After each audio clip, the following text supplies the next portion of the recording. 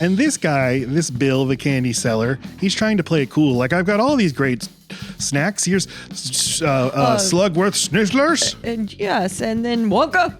The kid's like, why is Willy Wonka so great? Why does he make such great products? Please tell us, mister. Why, you might as well ask why the dandelion does the flower in the moonlight. So I'm saying this guy works for Willy Wonka. I've said it when we were watching the movie. Well, that's He's a who I got it shill. from. This guy's a pusher. It's right by the school. It's the first place they go.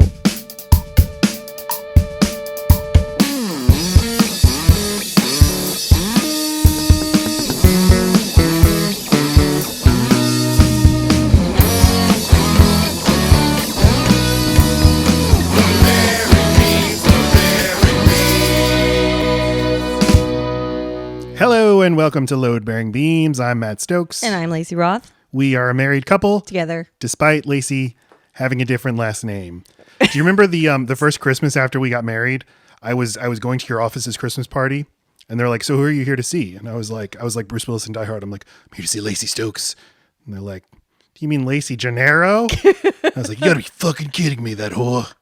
Fucking California. I do remember that. And then that's when they shot my boss. He was coked out of his mind. Wait, what? No, I mixed the two. So, yeah, what we've covered so far is we're married. And we have different last names, even so, because we're very progressive. Now, this is our podcast where we talk about movies and stuff. But next week, we're off. Ho, ho, ho, Merry Christmas. We have a machine gun.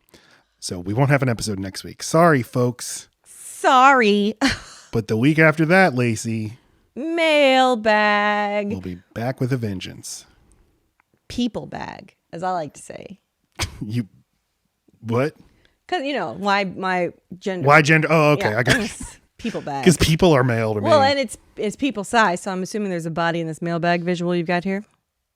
Anyway, we want to put a lot of people in this bag, so if you could get in with your questions, we'll open it one at a time, let you out one at a time, get a little breathing break, ask a question, pop you back in. Person bag. That's right. So submit your questions on YouTube, on TikTok, on Twitter, wherever. We've got plenty, but there's still time. Send us your measurements, unrelated. Anything you want to ask us. People have been asking inappropriate stuff. And we love it. Yes. We may not answer it, but we love it. We'll answer it privately, though. That's the same thing. Get a personalized letter from us. Oh, I see. I thought you would just talk about it. Just us. We do that anyway. Yes. So what are we doing on this episode, though? What are we doing? We're going to talk some Wonk. We're doing Willy Wonka and the Chocolate Factory.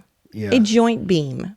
This is right. a load bearing. Usually we discuss a movie from one of our childhoods that's important to one of us. We're trying to convince the other and hope that the other agrees.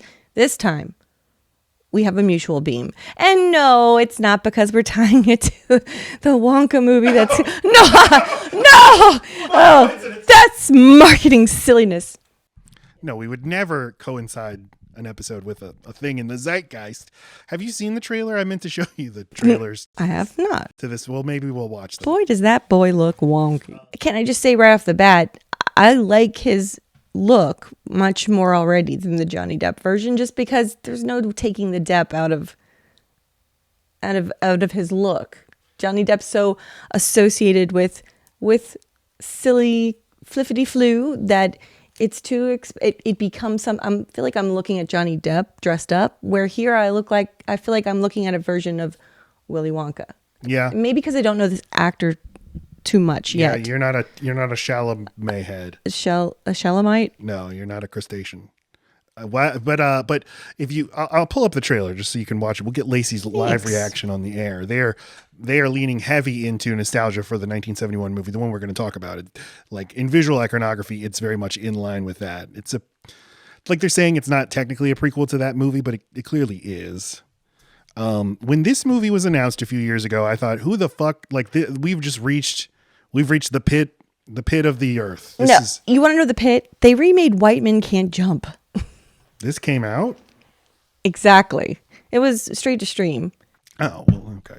It just, I listened to a review of it from people I respect and trust, and it's already a classic movie. Like, what if you're not going to add something to it, make it, enrich it, just repeat it? Like, That makes more sense to me. The goal, the mining of property of IP, and saying what other stories can we tell from the Wonkaverse? How did Willy Wonka get that way?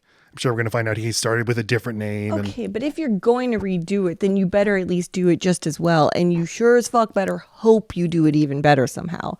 But I just don't know why you take something that's like something people really love and then make a less good version of it.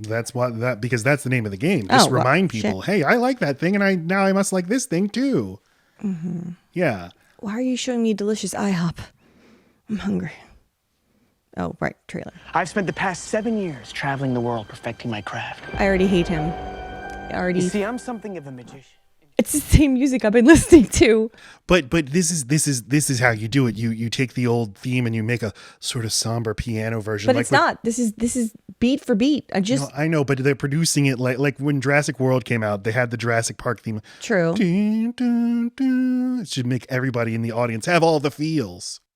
Fine, but they zoomed in on something I just found moments ago that I also agree sets the mood. 7 years traveling the world perfecting my craft. That's my favorite part of the That whole got a little smile from Lacey. So what do you think of that? Okay. It's not fair to Sir Chalamet. It's just not there. Yeah.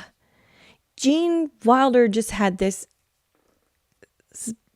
a sparkle in it, a glint, and something in his expression that let you know he was an onion. There are layers. You're never going to totally get everything you want to know out of this man, and he's got nothing but tricks up his sleeves. He just makes everything special and weird and mysterious in the best way and funny. And the sarcasm, he's, I don't know, one of the best comedians to weaponize sarcasm. He's just, they had to go super wacky with the last attempt at this because it needed to be something completely, not completely, but different enough. He's too normal. Well, so I've never really liked Timothée Chalamet. I do kind of admire trying to. Sure. Because we were talking about this before we started recording and just talking about Gene Wilder and how is there any other actor who's like him at all? No. Like he's so individual. So it is interesting that somebody would be trying to make a character in continuity with someone who becomes that person. So I kind of admire that. I was thinking like there's no like this people are gonna the IP boom has gone bust. People don't care anymore that, just because a thing looks like a thing they used to like, they're going to see it. But this was directed by Paul King, who made the Paddington movies, and now the reviews are good. And so I'm thinking like, okay, maybe this movie will be a big hit. I was just about to say, maybe the trailer's just not doing it justice. Maybe the trailer's trying to hit on too many things that are going to remind me of old Willy Wonka, where I don't really need that. Mm-hmm. I need to see what this actor's bringing to the table. And I want to see that his sidekick is someone who really gets to be developed, and it's not just someone there to be like, oh, look cute, a kid, or I don't know, just it seems very formulaic from looking at it. And so maybe it will subvert our expectations. It being made by Paul King does make me think there might be something here, because he did such a good job with the Paddington movies, and people love those movies. Okay. And they're so unexpected for the source material. All right. I don't want to see this, but I'll be happy. I'll be happy if there's a hit movie. I want those theaters to do well. I want movies to not die. But I think this might have like the right combination of people's, the old people in the family will want to go see it at Christmas because they like the old movie. The young people like Timothée Chalamet, and then some other people will like Paddington, and it'll be a hit. We'll see. I can already tell I like the mom, and all I did was see her smile and wave to her kid in the audience. She just looked just the right kind of weathered. Yeah. To fit the. What is your history with Willy Wonka and the Chocolate Factory? Do you remember seeing it for the first time, or? No. It's just kind of one of those things that's always there. Always been, right. And in my head, what I see when I think of Willy Wonka and Chocolate Factory are the first fun place they go inside the factory, which is the room that's edible with the chocolate river. Mm-hmm. To me, that movie is that. Mm-hmm. if I'm looking at it through kids' eyes. As an adult, I live and breathe for the Gene Wilder parts. I will always think of this movie fondly because it is so odd, and it goes to dark places unexpectedly, and it lets children be bad and irredeemable. I think that's interesting. I don't like the idea of the angel perfect boy, but it's just there's nothing else like it. So for that, it will always be worth watching once. I'm not sure what you want me to say. I like the magical world building of it all, but it's always felt sinister to me in a way.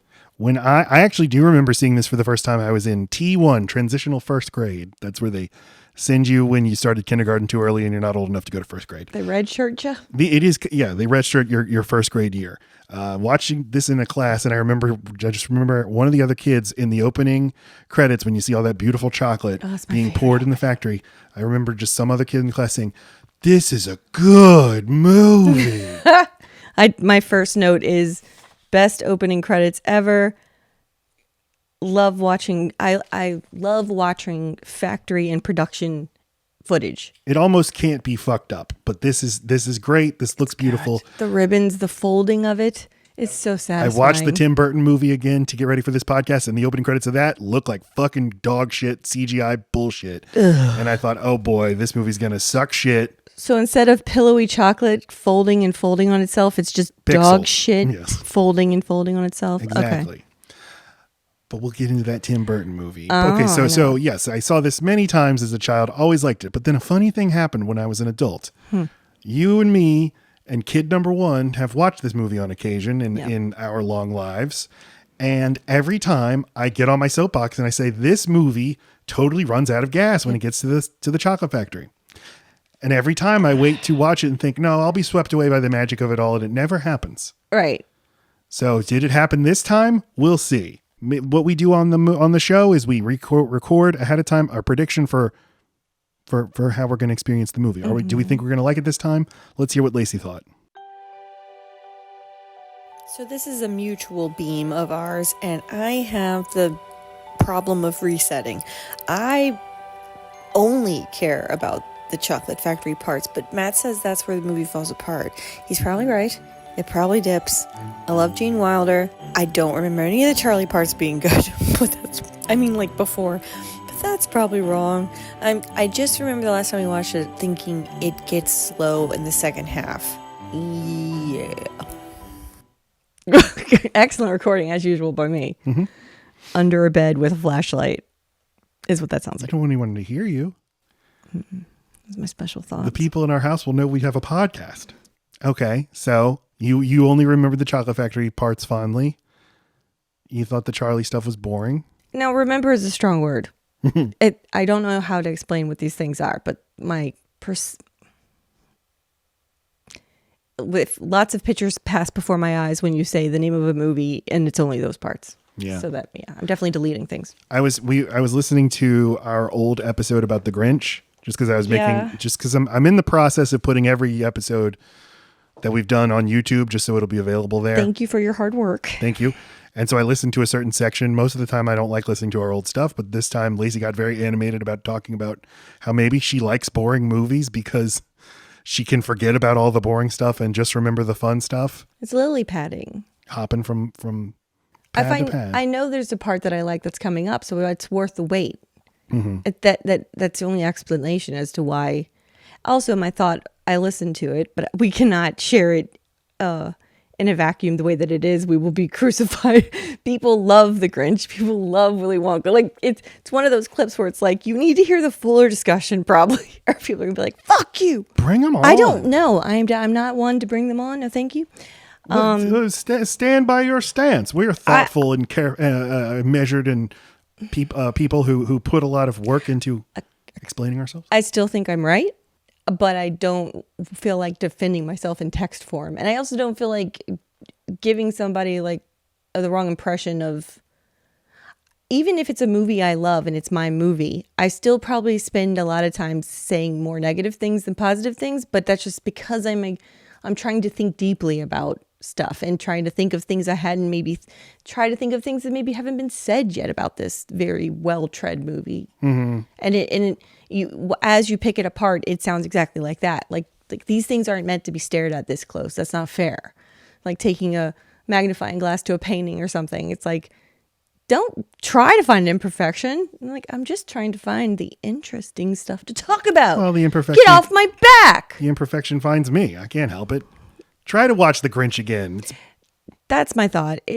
When people say, how could you say this about this classic? I say, just watch it with fresh eyes. Watch it.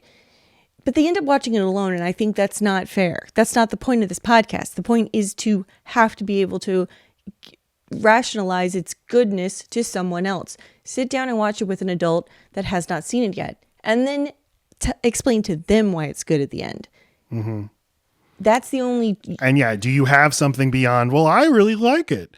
I really liked it a long time ago. I mean, I think both of us think nostalgia is bad. Nostalgia is poisonous. Calling something a nostalgia podcast doesn't mean that we have a thought about whether it's good or bad. It just means that we deal with the idea of nostalgia and what that can do to someone's memory of a movie, what that can do with a marketing team who wants to try to create fool's gold nostalgia and weaponize it against moviegoers. Mm-hmm.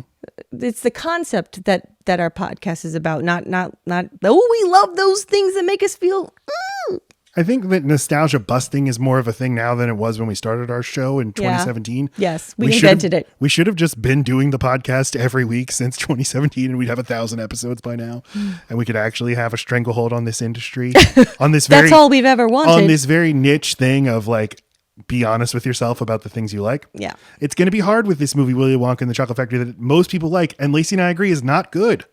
There are good parts. There are good things. There is something magic about it. But I will explain later that I think it is the power of Gene Wilder that makes me stop being interested in moments, not because of him or something he's doing wrong, but because of something he's doing right. I love this take. I think it's a little complicated and nuanced. You got to really listen to what she's saying. Yeah, he's so good that it makes the movie worse. Yep. But he sucks the interest from everything around him, but there's more than that, and I will get into that. Here is my prediction. Give it to me. It's one of my contrarian opinions that I'm proud of. I like to go about life saying, actually, the Tim Burton Willy Wonka Chocolate Factory movie that you hate, it's actually better than the classic 1971 film. And, I held to that conviction. But recently, leading up to this episode, I reread the book by Roald Dahl and thought, boy, that's the same thing I've always thought. That story totally runs out of gas once they get to the Chocolate Factory. Even in the book. And I'm sure that's the case with the Tim Burton movie. But I've watched a bunch of Gene Wilder movies recently, and I read Gene Wilder's book, and so I'm just thinking, like, Gene Wilder's in this movie, and he gives a big performance. It has to be good. How can it be bad? We shall see. He's a treasure, one of the greatest to ever do it. It's a big movie that he has a big part in. How bad can it be? My prediction is I will appreciate this movie more than I have in the past. No, I appreciated it less. When Charlie and the Chocolate Factory, the Tim Burton film, came out in 2005, that was like at the beginning of people's kind of getting over Johnny Depp after his comeback after Pirates of the Caribbean. Right. And they were like, okay, this bullshit. It worked against the movie. Mm-hmm. And I'm not saying he's great. And even if you set aside that he's a piece of shit as a person, I really, he's really going for something. He's making choices that I think the material calls for. I'm not saying he does a better job than Gene Wilder, but he makes way more sense in the movie and in the story that's being told than in the 71 Gene Wilder version. Right, because the things that are happening in the movie, the things that man are supposedly come up with, decided to do, the way he decides to live his life in seclusion like that, and the things the mad scientist vibes of the things he's able to conceive of and then create. Like, he's not only like the big picture guy, the thinking guy, he's executing it, he's doing the science. Mm-hmm. You need somebody hard to talk to, someone out of touch, someone so smart and so eccentric and bizarre that they're able to think of those things, but that person usually is not somebody who's charismatic as hell and can just, give you the one-liners. And Gene Wilder's too cool. And I know that you'd say like, no, but he's so weird. And yes, he is weird. But in the end, he reveals it was all because I'm testing all of you. And you won. And now I reveal myself as a wholesome and wonderful man. Who has been alone for 20 years or whatever. But what the past 20 years of life on our Earth have shown, we've had all these examples of Elon Musk's, of Donald Trump. I mean, these weirdo business guys are weird as hell and have like pathological inability to relate to other humans. Right. The more money, the more assistance you're given, the more needs, the more demands that are said yes to, the more yes men you have around you, the more unrelatable, out of touch, impossible to have a conversation with you become. And all Willy Wonka has in that movie are yes men. The Oompa Loompas, that's it. He's surrounded by people who do his bidding. That does not create a normal fucking person. Especially, it's not just any business, but it's a business centered on you and your name, and everything's branded with your name. It's not just I'm the CEO of Comcast or whatever. And it's a business for which you are the maverick of. You have redefined it. You are the undisputed best. You're at the top. The only way for you to go is down. I'll bet you are paranoid as fuck. And isolated and strange. Then why are you so charming, Gene Wilder? Maybe it always needed to be freak ass Johnny Depp style. Who very specifically doesn't like kids. And like, wait, the character or Johnny Depp? The character Willy Wonka, as played by Johnny Depp, he does not like these kids. I love that. It's not a ploy as it is when Gene Wilder is. But Gene Wilder also doesn't like most of these kids. He doesn't, but he. But at the end, he does have immense love for. Yeah, I think at the end he's just a normal, nice guy. But wait, he's a man full of paranoia and is constantly having to watch his back, and it's forced him to live alone for a long time. It's only when Charlie gives him the everlasting gobstopper, proving that he's not going to then give it to Slugworth, does he have a huge smile. It's not like, oh, I can drop the veil. It's, oh, Charlie, you're not a piece of shit? I thought you were a piece of shit. And now you're the only non-piece of shit I ever did meet. That's... And his definition of piece of shit is won't betray my ability to make money. Right. I'm Charlie his fucking last name is Bucket. How horrible life. A life that Willy Wonka will never know. And it could have been made better just with the lifetime supply of chocolate. He could have set up a shop and sold it. Like, I mean, any of these things could have changed his life. So, yeah, if you give him the shaft and you say, no, you broke a rule, you drank the fizzy, whatever, and you floated around, you get no chocolate, then, damn it, Charlie, sell that damn gobstopper. He'd be totally within his right. Yes, and a non-sociopath would understand that, would not say, a child who's going to betray my trade secrets is evil, but would see, well, he's a poor kid. Of course he's going to try to make some money. Yes. Right. All these negative things we're saying. I do not we prefer do. the Johnny Depp performance to the Gene Wilder performance, but I do. I can just see people saying, you're insane. You prefer the Tim Burton version as an adaptation of Charlie and the Chocolate Factory? Yes. As a functional movie? Yes.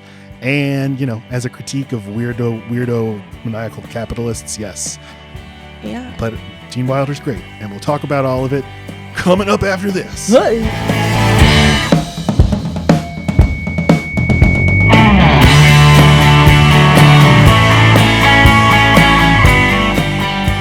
It all begins with Roald Dahl. Is he problematic? Oh, is he? Okay. Well, we talked a lot about this on our The Witches episode 3 years ago, which is where I learned the pronunciation of his name. Because every interview with him, and there are lots of them, starts off with him saying how you actually pronounce it. It's Rual or Rual. He's who thought of the pronouncing feature on Google. He did. Yeah. And first of all, I love doing this podcast. I do. We've had a lot of fun doing it, especially recently. It's gotten a little bit of traction. These history segments are causing me to have a nervous breakdown because the man's losing sleep. You're like on 5 hours of sleep per day, and that's not good. And it's just because like the more people listen, the more I'm like, okay, I got to be correct. I got to cite my sources. I have to give credit. I have to. And with this one in particular, there's so many different strands to Willy Wonka and the Chocolate Factory, because you have to cover Roald Dahl and then the history of the book and the history of the movie and the history of the people who made it. And there's so much to talk about with Roald Dahl because, I mean, he is a problematic guy, yes, but he's also a very interesting guy. And so many interesting things have been done with his books long after his death, as recent as this year. So who is Roald Dahl? Well, he was born in 1916 in Cardiff, Wales, and he was born to Norwegian parents, Norwegian immigrants. He's named after the Norwegian explorer Roald Amundsen. For this history, I'm leaning heavily on Roald Dahl, a biography by Jeremy Treglown from 1994, which is great. It's so, because he hates Dahl. And he's undercutting. He's like, so Dahl said this, but of course, and it's very funny, but very informative. Also, there's an authorized biography, much kinder to Dahl, by Donald Sturrock from 2010 called Storyteller. This was the one approved by the Roald Dahl estate. And then there's a book called Inside Charlie's Chocolate Factory by Lucy Mangan that was also very, very helpful. So those are the three sources I largely relied on to write all of this. Okay. So Roald Dahl, born in Cardiff in 1916. His parents are Norwegian. He spoke Norwegian as a first language.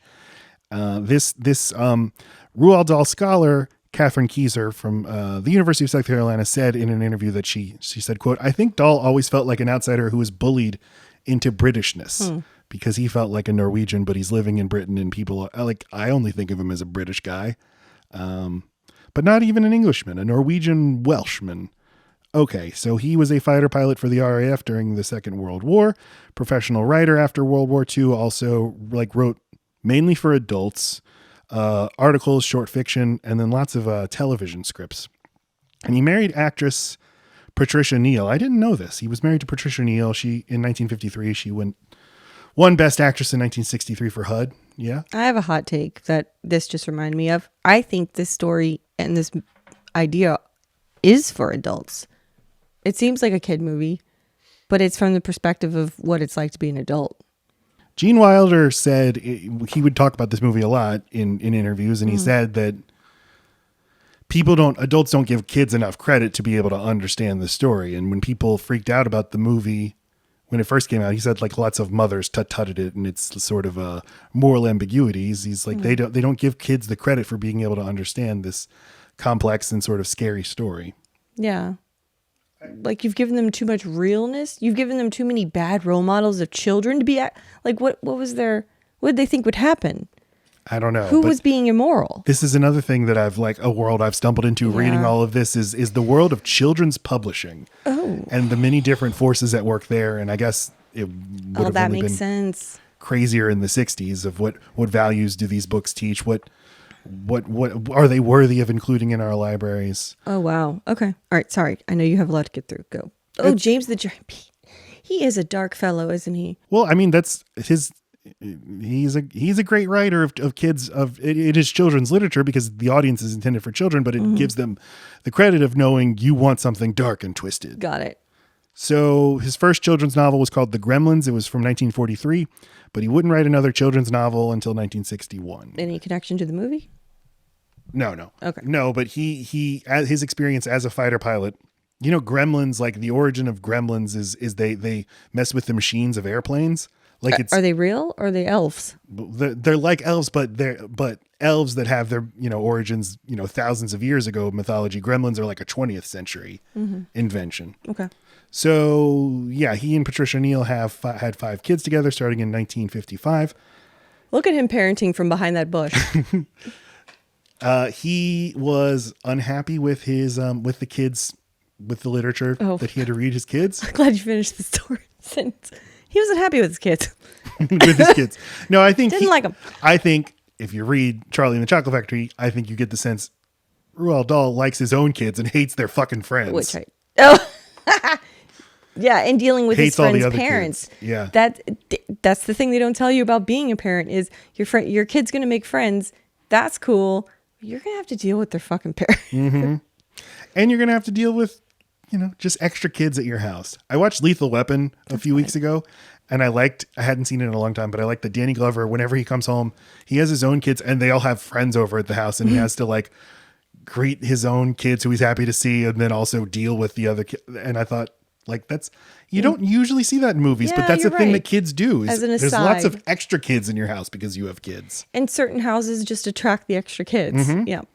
He writes James and the Giant Peach in 1961. And again, this is nearly 20 years after his last children's book. And this is a pretty, it's pretty successful. So he starts to work on the follow-up on his next novel for children.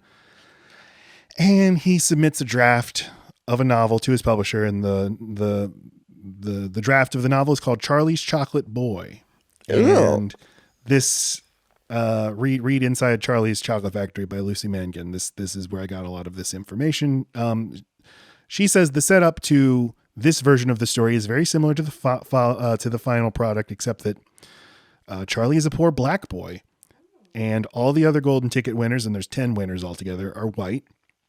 And a lot of the things are the same. Like you have the Whipple Scrumpets, who later just become the Oompa Loompas. But the central conflict of this book is that Charlie, once he gets into the chocolate factory, accidentally gets encased in a chocolate mold because Willy Wonka makes life-size chocolate boys and girls. And Charlie gets stuck in this chocolate mold and no one can hear him that he's trapped in there. And they ship him off to Willy Wonka's house to wait for Willy Wonka's son as an Easter present, because Willy Wonka's married with a son and a wife and a house. And he like foils a robbery, and then Willy Wonka, to reward him, gives him a chocolate shop. Okay. So the Dahl scholar I mentioned earlier, Catherine Keyser, she said that for as racist as Roald Dahl often is in his works, like you could read this as a very sympathetic view of a black person, because you have like a black child being literally encased in a black stereotype, and that silencing him and trapping him. And how interesting it is that like he can have that kind of empathy, but is totally oblivious to his racist depictions of the Oompa Loompas and of all the other different stereotypes. And there are many in his work. Great. So, but his literary agent said, all right, I like this a lot, but you got to make Charlie white. So he did. Oh my God. And okay. 1964, Charlie and the Chocolate Factory is published, and it does very, very well. In this edition, the Oompa Loompas are called African pygmies. The illustrations show them as, as black people, as clearly black people, black caricatures. And he did receive some criticism for this, especially when they announced that they were making a movie. And he got in touch with the NAACP, and they said they were very concerned about the African pygmy descriptions, among lots of other very reasonable complaints. And he seemed very surprised, like, huh? It never even occurred to me that this was bad. But he did change. He removed the description of them as African pygmies, stopped describing their skin as black. Now he described their skin as white, for an edition that was published in 1972. Okay. And it was that text, the one published in 1972, was like the standard text until this year, because this year, so this year, well, a few years ago, Netflix purchased the Roald Dahl catalog. Like, it was owned by his estate. They sold his catalog to Netflix. They formed an entity called the Roald Dahl Story Company, and they're basically going all in on his properties. But there is that issue of his books being super racist. I mean, I read Charlie and the Great Glass Elevator this week, which I had never read before. And that book is basically 90% like, let's make fun of Asian people in the way they talk. So there's the question. So what do we do? These books print money every year. This is an asset we have that we don't have to do anything with. And it just makes us pure profit every year. But if anybody looks into these books, they'll see how not okay they are. So what do we do? So they go into all the books. Well, not to all the books. They go into the most popular of his novels and remove insensitive language. Okay. But also make pretty big changes and additions. And for example, in the book, The Witches, he writes that witches are bald beneath their wigs. I mean, that's what the original text said. But in the updates, there's new text that adds, of course, there are plenty of other reasons why women might wear wigs, and there's nothing wrong with that.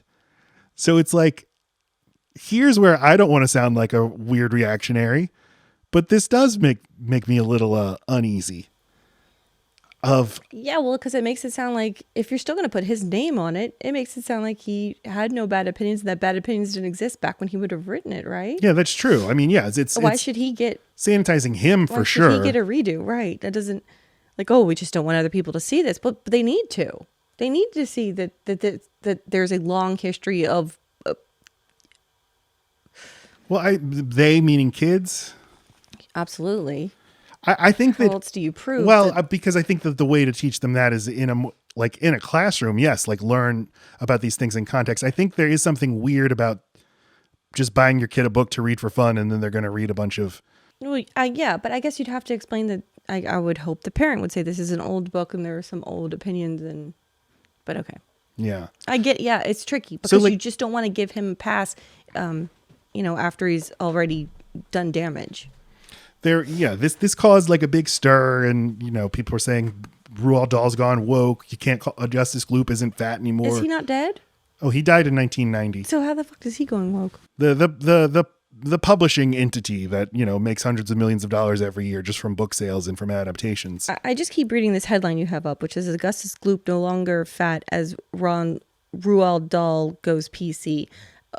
Since when is it not okay to have a fat person in a book? They literally remove the word fat. But that's a word that fat people like to use. Well, it describes what they are. I mean, the inclusivity they don't like it as an insult. Consulting firm that I'm sure is totally above board that they hired to help them rewrite everything said don't use that word. Also, I mean, I understand there's not like a joint consensus among all people as to what words they like to use to describe them, but erasing it and not having any inclusion of people of different sizes also seems wrong. Oh yeah, no, that's a good point. Yeah, it'll just mean there will be no depictions or representations at all. How about get rid of the fact that the only thing you ever say about that character is what he's eating and for him to stop eating?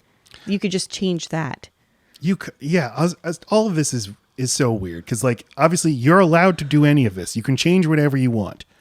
Should you change whatever you want? Should you really alter the meaning of the author's intent when he's no longer alive to tell you what he thinks of this? Right. That's where it gets weird. But you own the copyright, so you're allowed to do whatever you want. Philip Pullman, the author of His Dark Materials, said in a radio interview, he said, just let the books go out of print. And that's kind of what I think is yeah, things do become no longer appropriate. Things change, and that's okay. That's good. And if you want to read them, you should be able to, but read them in a scholarly context, right. I don't know what to do, but I do like the idea of if this is no longer appropriate, then just people should just stop buying it. Well, and you just remove capitalism and then you no longer have a problem. Then it's just a cash grab. Stop selling the books. But then that's say goodbye to hundreds of millions of dollars every year in passive income. And you know what? You can make movies out of these books and remove the problematic things. And the books that still exist makes it more special and rare. Not that you can control what collectors sell them for, but at least it makes your IP more interesting. But it's fascinating. I mean, they should have called me. You and I have talked. Sometimes we talk off the podcast. We were talking about Taylor Swift's Taylor's version, and sort of had a debate about that. Yeah, we did. We talked about because she re-records. She's in the process of re-recording all of her songs so that she owns the new versions. Oh, that's what that means. Okay. So that she can own her masters. And I said this is good for labor, but maybe bad for art, because I do want artists to own their own work. Absolutely. But in terms of what's the real, whatever real means, what's the real version of the song? Because she gets the opportunity now to correct little things. If she wants to, she can whitewash herself, or not whitewash. She can cleanse herself of some past sins if she wants to. But the other stuff still exists. And she'd only be highlighting and underlining things that she's embarrassed about or think might be not kind of insensitive by changing them. She's safer just to do it the same way again. She has, I think for the most part, has not changed anything in terms of lyrics. I think there's one lyric she changed. But it's interesting to think about well, I did it this way, but I was younger and I'm smarter now, and I would do it this way this time. But it's like if like Da Vinci decided I'm going to paint the Mona Lisa again, you won't be able to tell the difference. I'm going to use all the same stuff. He has every right to. I know he has a right to, but when you look at it, like, which would you say is the more authentic version of the thing? Because one is recorded at a time and place. That's fine, but I think, but this is different. This is her getting to do what's fair and getting to own what she's made. And if she can get it an exact copy and that's what she wants to do, cool. But all the others still exist. It's not like it's going away because she's redoing it. That to me is the key. If the other stuff's still available, it's why the George Lucas thing with the Star Wars movies is a crime. That we don't have access to the original cuts of the Star Wars movies. And it's why you should collect physical media. Because if you already have all of Taylor Swift's albums and they're not digital, or they are digital, but they're on your computer, they're not owned by something else, then you're good. Yeah, and there I like it. There it's like hey, it's interesting to listen to a song recorded 15 years ago, then try to recreate it as faithfully as you can, but still notice something's different. Okay, so that's all. That's Roald Dahl, but he'll come back. He always comes back. They're going to make a movie out of this book. So we're going to start with the history of the movie's development with the most obvious place, which is Quaker Oats, which wants to launch a candy brand. Pilgrims. So the Quaker Oats people have a chance meeting with producer David Walper. And he had already been interested in adapting the Chocolate Factory book. And they said, you know what? We want to get in on that. We'll pay for the movie. We'll pay for the production of the movie in exchange for the license to make Wonka products. So they do. So this movie is produced by the Quaker Oats Company. It puts up $3 million. Is it in the credits? Mm-hmm. And they bring aboard. No, I mean, this sounds weird, but like this happens all the time. Sure, you need a producer. That's what a producer is. Yeah, it's just, sometimes the production company won't be called Quaker Oats. Right. And the term producer is so flexible. Exactly. So I'm sure, this is a food manufacturing company. So I'm sure they can write it in the contract that they don't get any creativity decision making. There's just, like it's a producer and that they get to sell these candy bars afterward, but they don't get to dictate how the story is told, or I don't know. You can still have art with producers. You need producers. Yeah. Or, really investors is what they are, okay. But they're the owners of the movie. It's just usually not such a known brand. And it's like 2 Doors and a Monkey production, or like one Cat's Foot production. There's always the production companies, they're always funny because it's like, oh, I've never heard of that. Yeah, because you usually just have to set up an LLC to make the movie. Right. And so come up with a name. So working title. Production company. Mm-hmm. That really is one. Yeah. So David Walper is the producer, and he frequently works with director Mel Stuart. They get hired to make this movie, and Roald Dahl is brought aboard to write the screenplay, to adapt his own novel. Yeah. So Mel Stuart is the director of the movie, and he directed a number of feature films in addition to Willy Wonka, but he had his most success making documentaries, both before this movie and after. He made a Kennedy assassination documentary called 4 Days in November. I've seen it. Got an Oscar nomination. So that's like the most notable thing. But I looked at his feature credits and I didn't recognize any of the titles. But yeah, they bring on Roald Dahl, but apparently Roald Dahl doesn't actually turn in a real script. He turns in like some stuff that says, well, see this chapter of my book and then see that chapter of my book. Oh, no. So they bring on a writer named David Seltzer to rewrite it without telling Dahl. And then when Dahl finds out about this, he's not happy. So, and Roald Dahl's never happy with the adaptations of his work. See our episode about the witches and all the how angry he was at Jim Henson. Okay, so there's never been one adaptation. I mean, guys, would he have been around for James and the Giant Peach? That would have been after. No, he was dead. No, yeah, and Matilda was after he was dead. Fantastic Mr. Fox, BFG. Yeah, what would he have been happy with? Well, I don't know that he was, but you mean if we had to guess, like what's the most close to the source material? That's not what I was asking, but that's a good question. I think Matilda's probably too changed. Oh, he'd hate Matilda. He'd hate it, and just too much Danny DeVito thing. I think that these books it's hard to adapt them. They have a specific tone. They exist in a sort of magical realist world. You need the writer to paint things as you're supposed to see them and know them, and on screen you just can't have that control. Which is the problem with Willy Wonka, is it is too realistic most of the time. It seems to be too grounded. Well, and he's supposed to make a room full of a room that everything's edible almost. I'll bet that's not even the book. I'll bet the whole thing's edible, but in the movie you have to say almost. I don't know. But that's an impossible thing to do, and all it does is make me look at everything in the room that's not. And notice how many things are inflatable and beach ball things. It totally bothers me every time. Like, that's not a gummy bear. If Violet had caught that gummy bear falling out of the tree, it would have weighed her to the ground. She wouldn't have gone, "Ooh, gummy bear." It's bullshit. I want to be this person for Halloween. I don't know who this is. This is Joel Grey. You might know him as the father of Jennifer Grey. Oh. But he was the first choice to play Willy Wonka. I can Now, see it. the very next year, instead of making Willy Wonka, he made the movie Cabaret, and he won an Oscar Shit, for yeah. it. That's what looks so familiar. That's cabaret makeup right there, right? Yeah. The rouge in the lips. But he makes sense. He's a singer and a dancer and a showman. But they said, we can't hire him. He's 5'5". All the children will be taller. Like, he needs to tower over the kids. So He just can wear club kid shoes and that top hat and he's set. they found Gene Wilder, Okay. who's 5'10". Who was hiding amongst all these men. Yeah, but Gene Wilder projects much bigger. And look at that hat. Was the hat in the story or did they write it in to give him height? I think it's in the story. Augustus is tall. Oh, That's he a is grown-ass tall. man. They filmed this over the course of 5 months, so any of these kids could have grown. That was another concern. Like, if a kid has a growth spurt, he's going to be taller than Joel Grey. So his shorts used to be to his knees. These used to be reasonable shorts.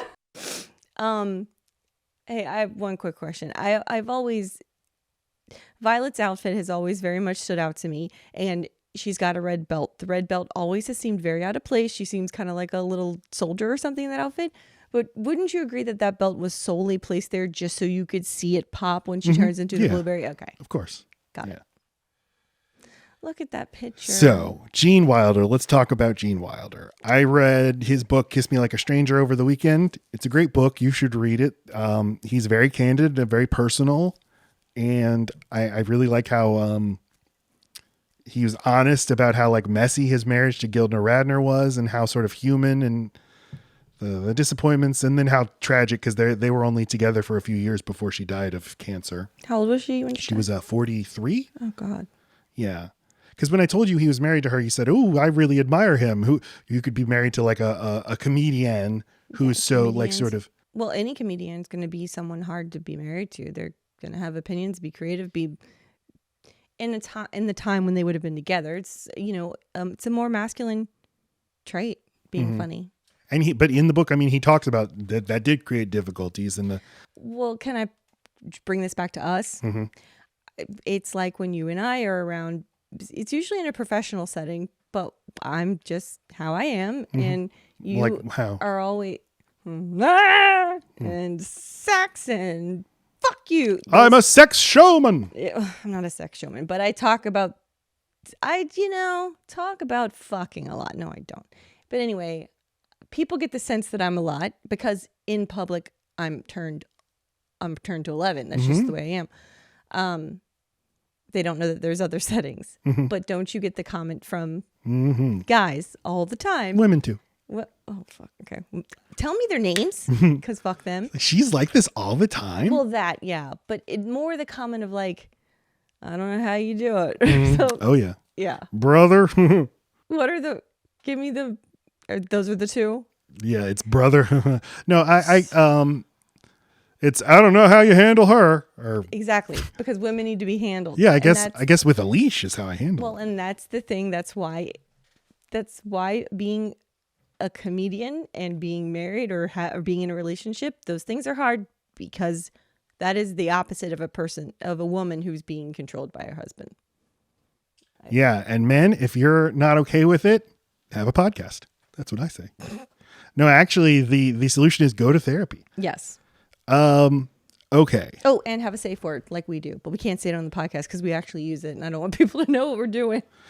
To be clear, a safe word. Oh, sorry. Just in social settings, if Lacey's being a little extra, there's just a little thing I can say. Like extra in a way that's no longer fun for Matt. So he says a thing, and then I know it's a loving reminder for me to make sure we both have a nice night. Okay, and I go, okay, it works.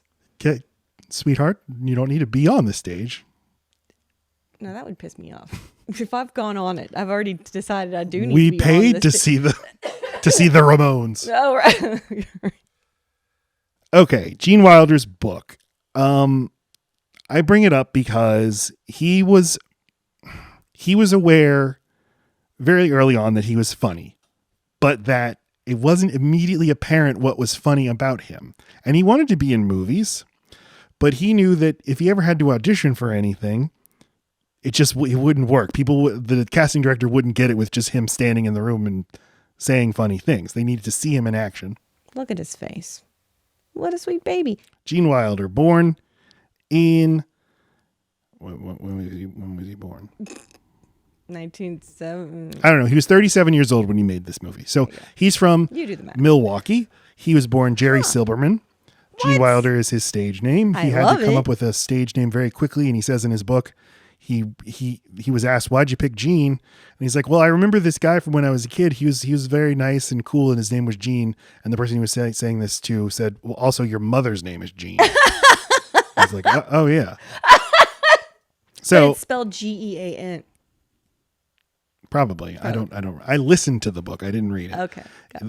I contend that listening is reading, but some people disagree. But you should listen to this book because Gene Wilder narrates it. You get to hear that wonderful voice for 6 hours. That's soothing. So he knew he was funny, but he wanted to be taken seriously, and he wanted to learn real acting, or at least what he thought of as real acting. And he talks about his attitudes as a young man, and like why didn't I realize I'm funny? Just pursue that. That's what I'm good at. But he wanted to be a real actor, and he studied the Stanislavski system of method acting with Lee Strasberg, the famous teacher of the method, in the 1960s. Do you know, do you understand sort of what the method did in terms of changing acting? And I feel like, is it something to anchor you? It's something, a constant or something you're adding to the character that's physical? Because I think method acting is lots of things, right? It could be staying in character even when you're off set. It could be living as that person before the movie ever shoots. Yes, it's all of those. Putting cotton balls in your cheeks if you're the Godfather guy, right? Mm-hmm. It can be eating, because maybe eating helps you be more realistic and natural. Brad Pitt. Right? So it's finding your It can be anchor? any of those things, but even more broadly, it's just like up until, I don't know, the 1950s, acting was just, I don't know, say the words and make your faces and stuff. You don't think about it. You act. And the actor he keeps bringing up is Spencer Tracy. He's like, obviously Spencer Tracy's a great actor, but he never thought about why would the character do this Choices, in this moment? Yeah. Right. Building the character. When our kid was in the most recent play, there was a huge ensemble cast. It's just the way the play worked. So there was very few people who were actually going to have speaking roles, but I loved how the directors made them understand how important it is for them to develop that person. They are a background character, but they need to think of 3 passions. They need to think, anyway, that's what this sounds like, right? Oh yes. Really develop it. And what's your why? Tie it into yourself. What can you connect this character's emotion to your own emotion? Create some sort of emotional connection, some vulnerability, and it will then come out in the performance. He is prominent in the New York stage theater scene of the 1960s, and he gets a leading role opposite Anne Bancroft in 1963. Anne Bancroft is coming off winning the Best Actress Oscar for The Miracle Worker, and in the future she will play Mrs. Robinson in The Graduate. But wow. They're co-starring in this play together, and she says, "Come have coffee with me. I'm going to bring my boyfriend. His name is Mel Brooks." Yeah. And they went on to be married and for a long time and are the best couple ever, maybe. Aww. So yeah, he meets Mel Brooks, and Mel Brooks says, "I'm working on a screenplay. Would you like to be in my movie?" And he's like, Wow. "I sure would like to be in a movie. I never thought it would happen, but I'd love to be in the movie." And he says, "'Cause you'd be perfect for this character in this movie I'm writing. It's called Springtime for Hitler." And he's like, "Okay, great." And Mel says, "Well, keep your schedule open, okay?" And then he doesn't hear from Mel Brooks again for 3 years. He kept it wide open. And he kept, kept his, never wanted to commit to anything long term, because he's like, well, what if Mel Brooks comes back with that, right, with that great part he was offering me? Then, 1967, he gets cast in a very small part in the movie Bonnie and Clyde. One of the great movies of this era. It's his first film role, And I showed this is only 6 minutes of the movie that he's in, but I showed it to you, and it's like he's already got all of his traits, all of his characteristics, his screen persona is totally there. I mean, he came out of the womb that way. It seems like these are all things this is probably just the way he speaks, but he's kind of leaning into what helps him appear on the stage. Yeah, but I think one of the things the book does is show like that is something he had to work on for a long time on stage, in school, in classes. But he's like in 1971 when he plays Willy Wonka, he's 37. So when he's playing Bonnie and Clyde, he's 33. Like he's lived a whole life to develop this screen persona. Yeah. But he's amazing in that movie. He jumps off the screen. And then shortly after that, Mel Brooks reappears. He says Mel Brooks just showed up in his dressing room one day and he's like, "Hey, let's go." And was acting like they had just spoken the day before. But they go and they make this movie. They have to call it The Producers. They don't call it Springtime for Hitler. Right. And I think that Gene Wilder and The Producers like maybe is the funniest movie performance of all time. Oh, wow. Or let's say top 10. I think we'll do The Producers on this show. Yeah, we should. Soon, because I'd like to just spend more time with him. And I have a guest in mind for that one. Okay. We'll talk off Is air. it Gene Wilder? Oh my God, yes. He gets an Oscar nomination for The Producers. The movie's not a big hit, but it gets a lot of critical praise, gets Oscar nominations, including Gene Wilder is nominated for Best Supporting Actor for a comedy, which was not a thing that happened all the time back then. So he makes a few more movies, and then they ask him if he wants to play Willy Wonka. And the story he always tells in his book and in every... I didn't know this, but I knew this. You know what I'm saying? Like, we have a gif of Willy Wonka tumbling down. But what you're about to say is exactly what I thought when I saw this in the movie. Okay, so you just say the quote then. I don't want to. Okay. The story he always tells is that the director of the Willy Wonka movie, Mel Stuart, came to him and said, "Would you play Willy Wonka?" And he reads the book and he says, I don't know. Okay, I think I will play this character, but on one condition. You need to let me, when my character first appears on stage, I want to be, or on screen, I want to be walking with a cane and looking like I'm disabled. I can't walk on my own. And then my cane will get stuck in the ground and I will continue walking, but then I will fall down and then do a dramatic somersault and jump up and, show my hands. And that's the only condition under which I will do the movie.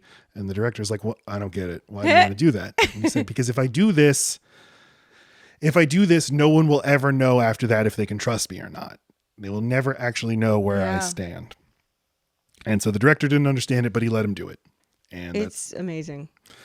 And when he died, Gene Wilder died in 2016, and then his nephew, disclosed that he had been suffering from Alzheimer's for a long time. Even they didn't publicly disclose it. And he said this in this statement, quote, "The decision to wait until this time to disclose the condition wasn't vanity, but more so that the countless young children that would smile or call out to him, 'There's Willy Wonka,' would not have to be then exposed to an adult referencing illness or trouble and causing delight to travel to worry, disappointment, or confusion. He simply couldn't bear the idea of one less smile in the world." End quote. Yeah, so it just didn't want kids to see, there's Willy Wonka. Why is he walking like that? Why does he look so sick? Or why is he talking about being confused or having a tough time? Or why doesn't he know that he's Willy Wonka or something? Yeah. After Willy Wonka, he plays Everything You Ever Want to Know About Sex by Woody Allen. He's the only good part of that movie. I don't like that movie very much, but he convinces you that he's in love with a goat. And then he has Blazing Saddles and Young Frankenstein. And then just way more hits than I remember. He was on a great run until the late 80s, but he had his movies with Richard Pryor, starting with Silver Streak.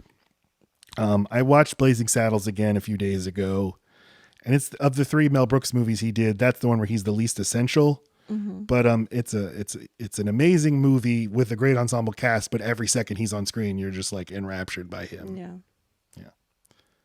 The movie though is not a big hit, so no giant candy line for Quaker Oats. Sorry. But they still love them oats. They do. Okay. And he loves them goats. I just found that out. So not a big hit when it comes out. It's a disappointment. But through TV viewings, like It's a Wonderful Life, like The Wizard of Oz, it becomes a perennial classic. As you've said that, I just realized how I saw it. That's me, of course. It wouldn't have been someone put it in and played it. This would definitely be a movie I would have first seen on TV, and then no matter where you catch it, you just kind of watch it. Mm-hmm. And like with, Christmas Vacation last week, if it's not a movie you necessarily watch beginning to end, maybe you don't notice how soggy this movie is, how much it seems to drag, how once they get on the weird, like, steampunk chocolate factory car, you're like, this movie's still going on. How? Maybe that's the case. And I was trying to find out, like with It's a Wonderful Life, the story is famous because the movie fell out of copyright, and as a result, every TV station in the world was allowed to just play it, and that's how it became a hit. Was there something like that with this movie? No, it's just people liked it on TV and VHS. Yeah. Roald Dahl, though, not happy. Didn't like this, didn't like Gene Wilder, thought they got everything wrong. He was always unhappy with his adaptations. When authors, complain and gripe about the films made out of their work, I'm usually on the side of the filmmaker, because, like, this is the movie. Your book is your book. They are two separate things. Deal with it. Mm-hmm. But I do think he has a point about, like, the movie kind of missing the zany spirit of the novel. Yeah. But he did, like, have to begrudgingly accept, okay, people like this movie, and people really like Gene Wilder. And we like Gene Wilder, too. He's great in this movie, even if it doesn't really make sense that he is in this movie. Yeah. Agreed. So with that, we're going to talk about the movie. Eventually.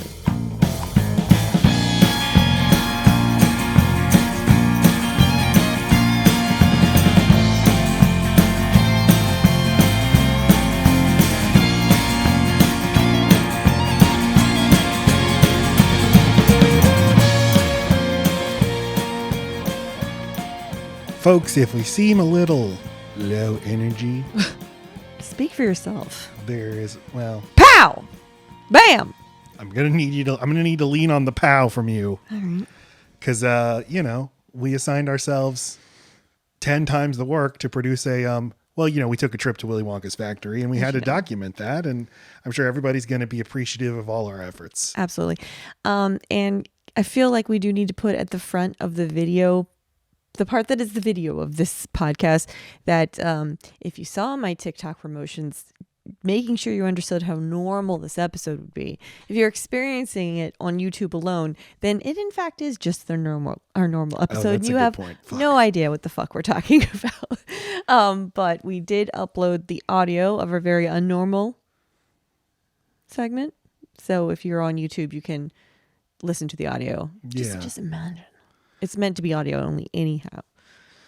But yeah, kind of running out of gas at the end of this year and how much unnecessary work we assigned ourselves. So this movie is brought to us from the good folks at Paramount. Now, you like this them? Floored me because I always think of the Willy Wonka movies as Warner Brothers.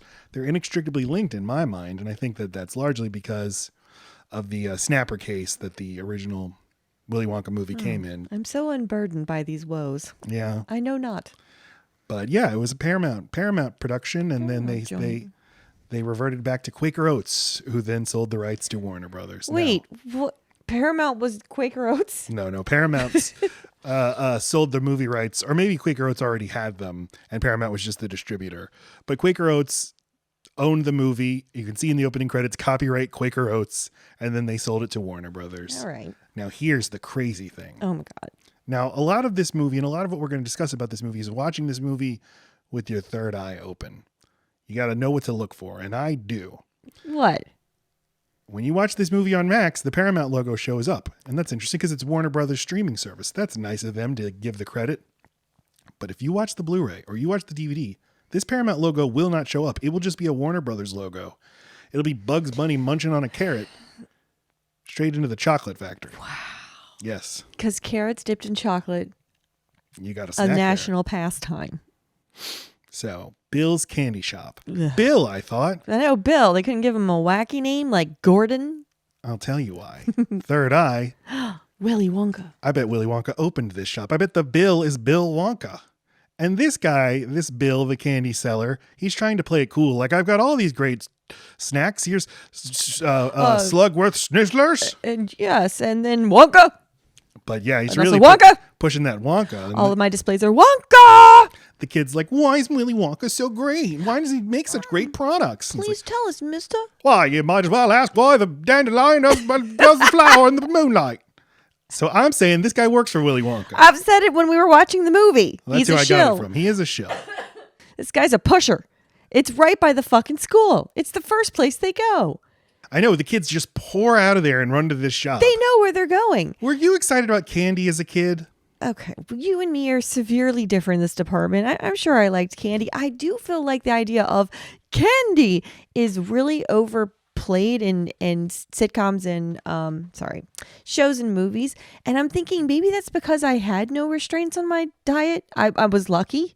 We didn't have a ton of like stuff in our pantry, but if we had it, I could eat it whenever I wanted. There were no rules, and I'd say that's lucky and unlucky. But maybe the allure of candy misses me because like if we had candy, I was eating it whenever I wanted. Yeah, you might be right, but I really think this is just sort of a dated idea that comes like maybe before snacks in homes were such a popular thing. It's a reoccurring theme in Bob's Burgers. How much the kids love candy. But no, the trope being propagated by people who have just inherited it but don't actually observe it in kids. I don't think kids have ever been, I mean, I don't know, since the 70s have been like going nuts for candy. Did you just come across a conspiracy? What if we've never really cared that much about candy? What if this has always just been commercially like interjected until it becomes a thing? Yes, it's like adults like candy just as much as children. But it's just like you just say it until it's true. It's like a kid in a candy store. Like a kid in a candy store is as happy as a kid in a Walmart video in Walmart. Yes. Right.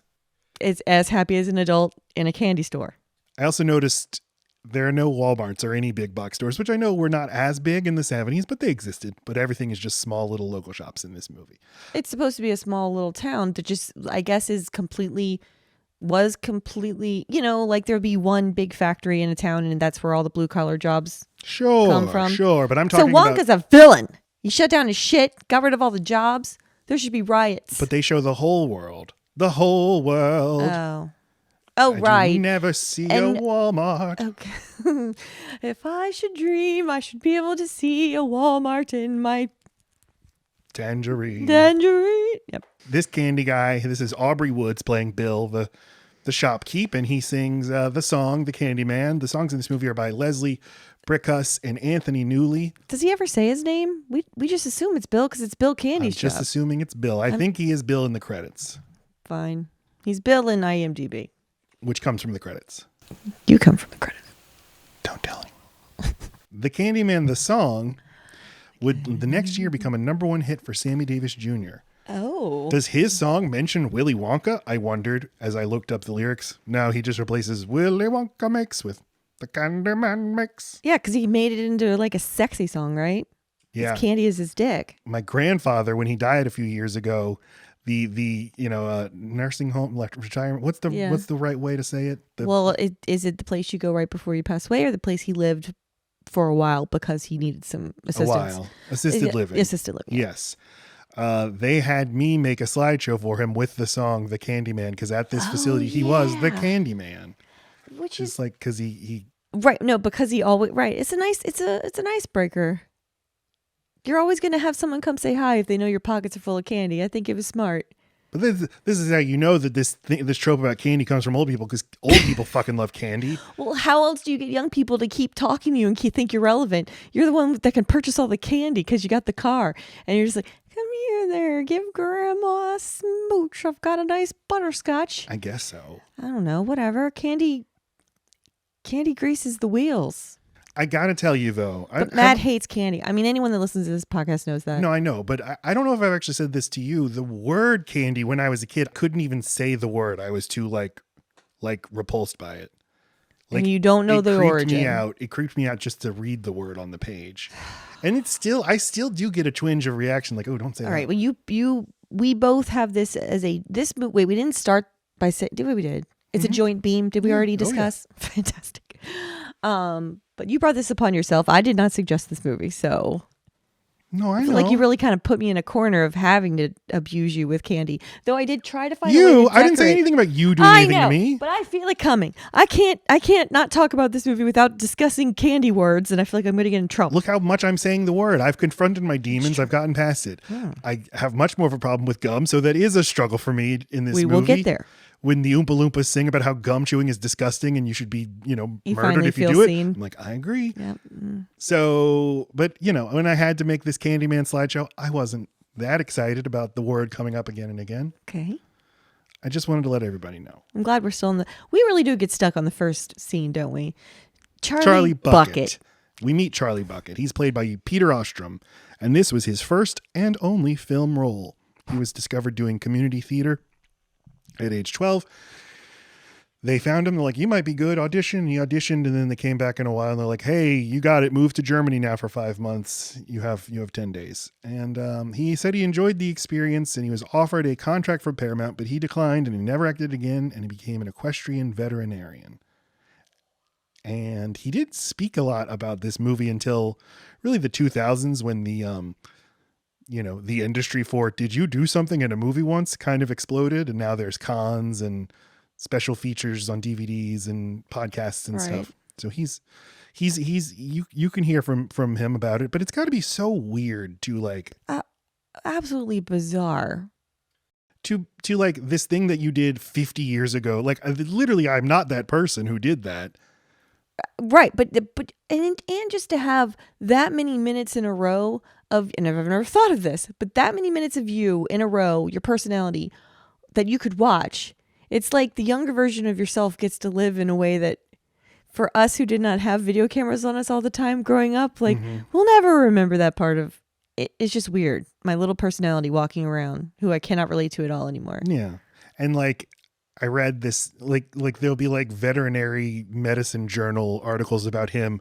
They'll be titled Dr. Ostrom and the Chocolate Factory. Oh, it's about like his God. work with dairy cows and stuff. It's like he could have done himself a favor by at least doing 2 more movies. That way, at least it was child actor and not just fucking Charlie Bucket. Yeah. You're only tied to this. It is interesting. But I think that movies need kids, but being a kid actor is not good for you. Right.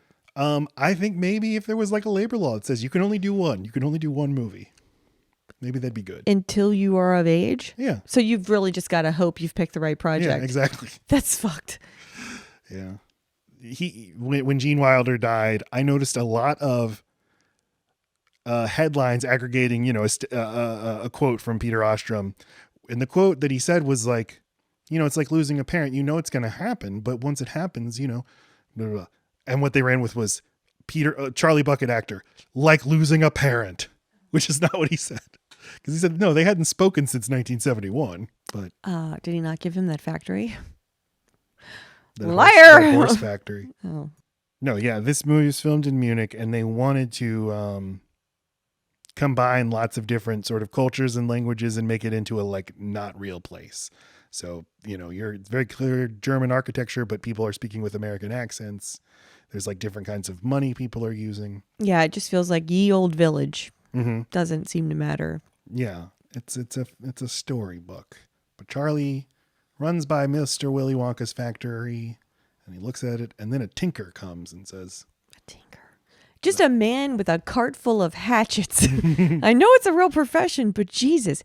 Don't look in that gate there, child. You know what's in there is a crazy old man. You know down here? A crazy old man. That's what he said. And it was a weird way to start the movie. yeah, I know. I know. But it kind of, gets you, now you know what you're dealing with. It got me thinking. All right, so now we followed Charlie to his home, which is just the saddest little shack. Clearly understand. He's a boy with a dream. He seems to be happy-go-lucky, even though he doesn't have much. And then the weirdest freaking reveal, maybe not the weirdest of the whole movie, but he's got 4 grandparents in their 60s and early 70s who've all laid in one bed, foot to nut or soup to face butt to nut, for 20 years, and just a way overworked mother making cabbage water for them, and Wait, that means they got in the bed in their 40s. Exactly. Yeah. Yes. My friend on TikTok named Dr. G McKee, he sent me a awesome like fake trailer to Grandpa Joe, the untold story or whatever of him finding his golden ticket, his idea to pretend to be bedridden. And it's like it was us. Anyway, there's something going on. I mean, when he eventually gets out of the bed, like he's fine. They must have deleted the scene where the mother like tries to stab him. So like you could have gotten out of bed and gotten a job at any point. And all you old farts at some point could have stopped saying how they wish the boy's father was alive. What about me? I'm doing a good job too, right? And I wrote down that there's, they deleted the scenes where every night at 2 a.m. Grandpa Joe gets out of bed and like does a little weird dancing strut around the home just to keep those muscles going. He's got something going on because he also like secretly gets a candy bar for Charlie. Yeah, how the like, fuck did he get a courier to do it? Right, he knows. He just asked the woman, like the mom, "Can you go do another thing?" And I'm gonna say it's from me. Thanks. I mean, that's I know you're busy. I know you're busy. Yeah, you're right. Yeah. I know you gave me this little coin to go get my pipe tobacco, and you were gonna go do that. But instead, I want you to go do another thing, and then I'm gonna take full credit for that thing. And I'm gonna go to the factory, Mama. All right. So this is when we see his very strong bond with Grandpa Joe, which they don't explain why it's that way. He completely ignores the other three old people in the bed. And I guess this is where they discuss that there are golden tickets. Is that right? Is this when they're looking at something, Matt, in this picture you have here for me? No, this is him giving his coin for, I want to pay for your tobacco from now on. And he's like, "Oh, Charlie, I couldn't possibly. I've got a Give card. it to me, please. Because he's fucking shaking right now. I need my tobacco." Right. All right. So this was just to let us see Charlie's home life and how hard he works and how giving he is and how he loves his family, but really he just loves Joe a lot.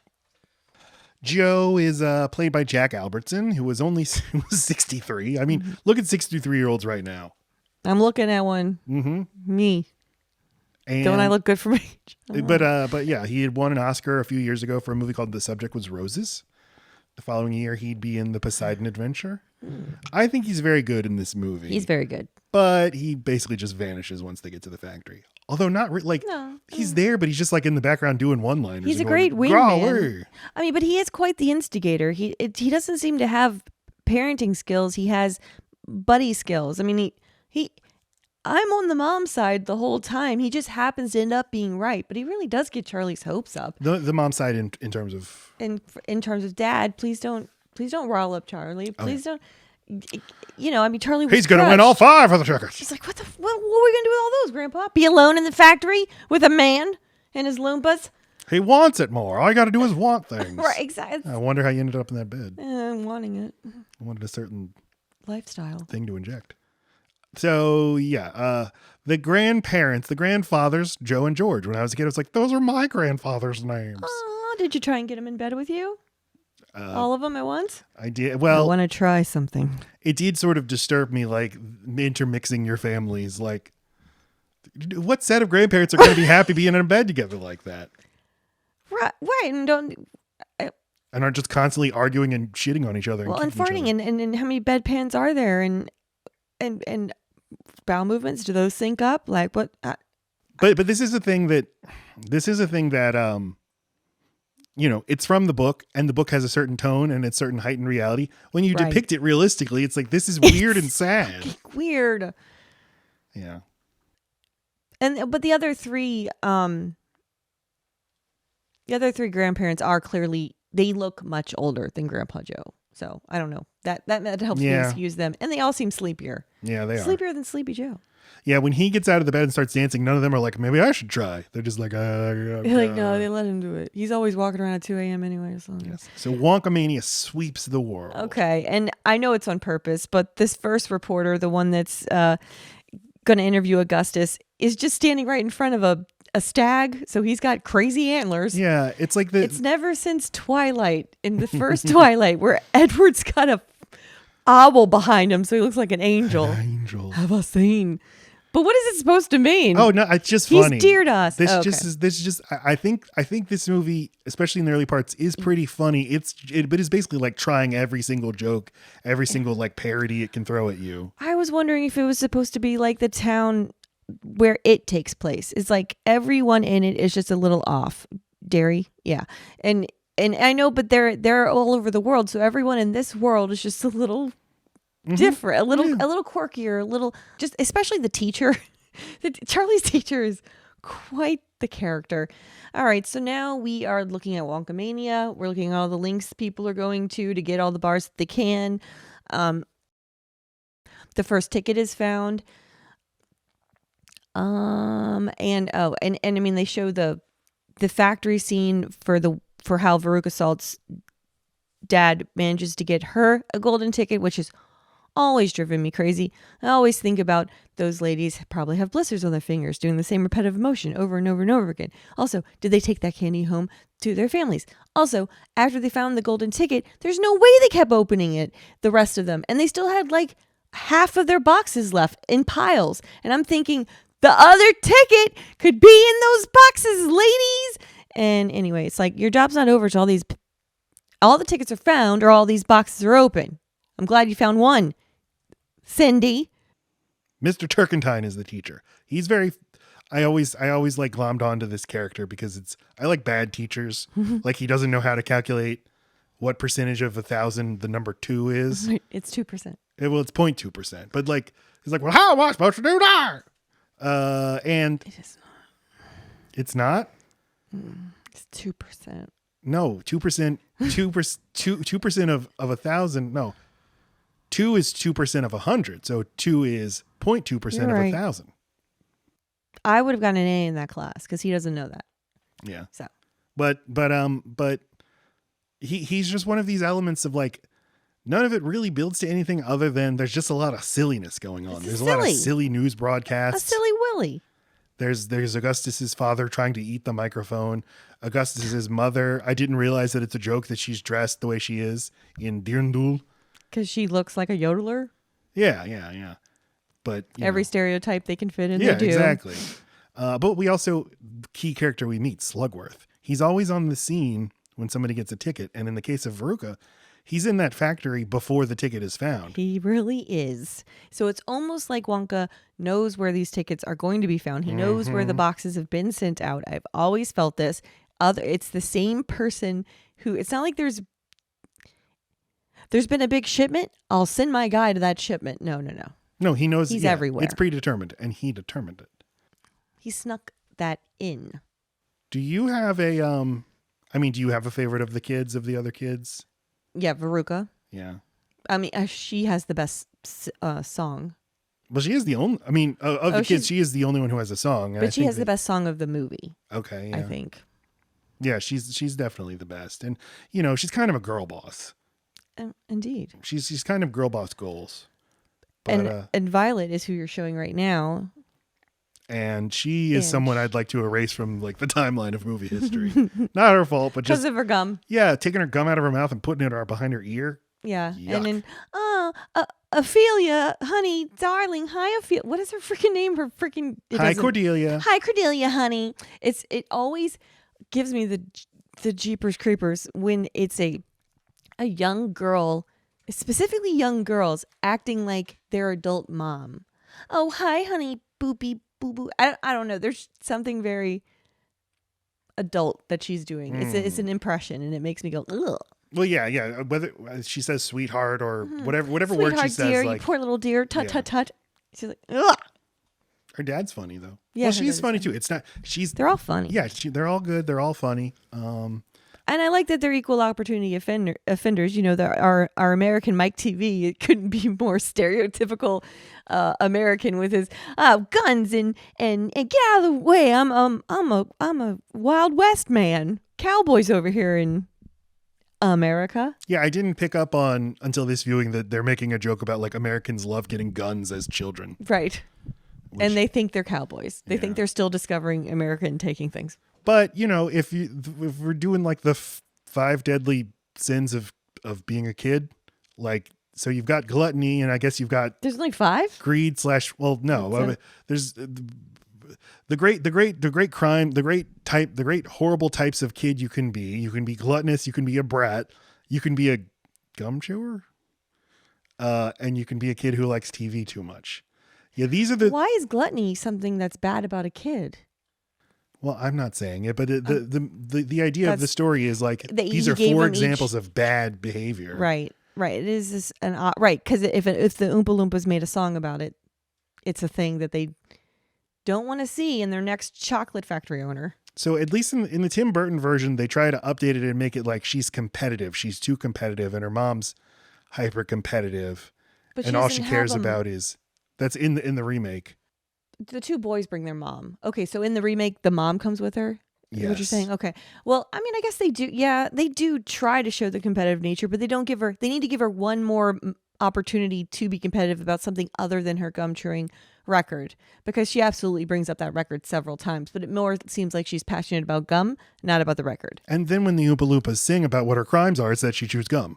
It's not Right, like you're too right. concerned about winning, about owning the competition. And then they make Mike TV obsessed with video games and violence, but more than anything, he's just a little asshole. He's just a little asshole. Yeah. Whereas in this movie, he's kind of nothing. Once he gets to the chocolate factory, he's nothing. Yeah. Yeah. So then Charlie is a little upset. Why? What does he have to be upset about? He's Is just it the poor. cabbage stew and the fact that he has to work to support his Cabbage family? water. Cabbage waters. And Right. so he goes to visit his mom at work. I have always wondered, the opening scene with the candy shop, those kids are in there getting free candy. It's not like get an admission, pay $5 admission, and I'm going to pour candy all over you guys in my freaking song that I'm doing. That's true. He's just But giving he it out. coulda- Charlie just could have gone fucking it. You wait for Bill to sing and you go in there because that man is pouring scoops of things. That's true. And he's probably doing this every day. Every day, this guy He just loves loves it. candy. Yes. Right. He can't get a liquor license because he's inappropriate with goats. I don't know. But he can get that Goats. candy license. Allegedly. Yeah, not a big deal. Bill and the goats. They call him Billy the Kid. Because of the goats. He's bad. No. Black Phillip. What? From The Witch. Go on. Oh, that's the witch? Okay. That scene, I thought I made it up. All right. Yep. What scene? With the goat and the possessed demon child Yeah. that loves the goat. That is Satan? Is the goat Satan? I think so. He's an agent of Satan. Really? Really? Get you a policy? Yeah. He's an agent. So this song, though, Okay, fucking Cheer Up Charlie. You know, Cheer Up Charlie is the Cheer Up Charlie of Willy Wonka. it really is. It feels like a song that got deleted from the theatrical cut that they then included as a special feature on the DVD. But like, no, this has always been part of the movie, and it's Sucks. well, okay, it does suck. I agree, it sucks. But try to explain to me what is the Mom doing? what is the story musical purpose of this song? What do we learn about it? How does it advance where the characters end up? I always thought this song getting an opportunity to see how the mom feels about her circumstances, what effect that has on her kid, that she wishes he had a better life.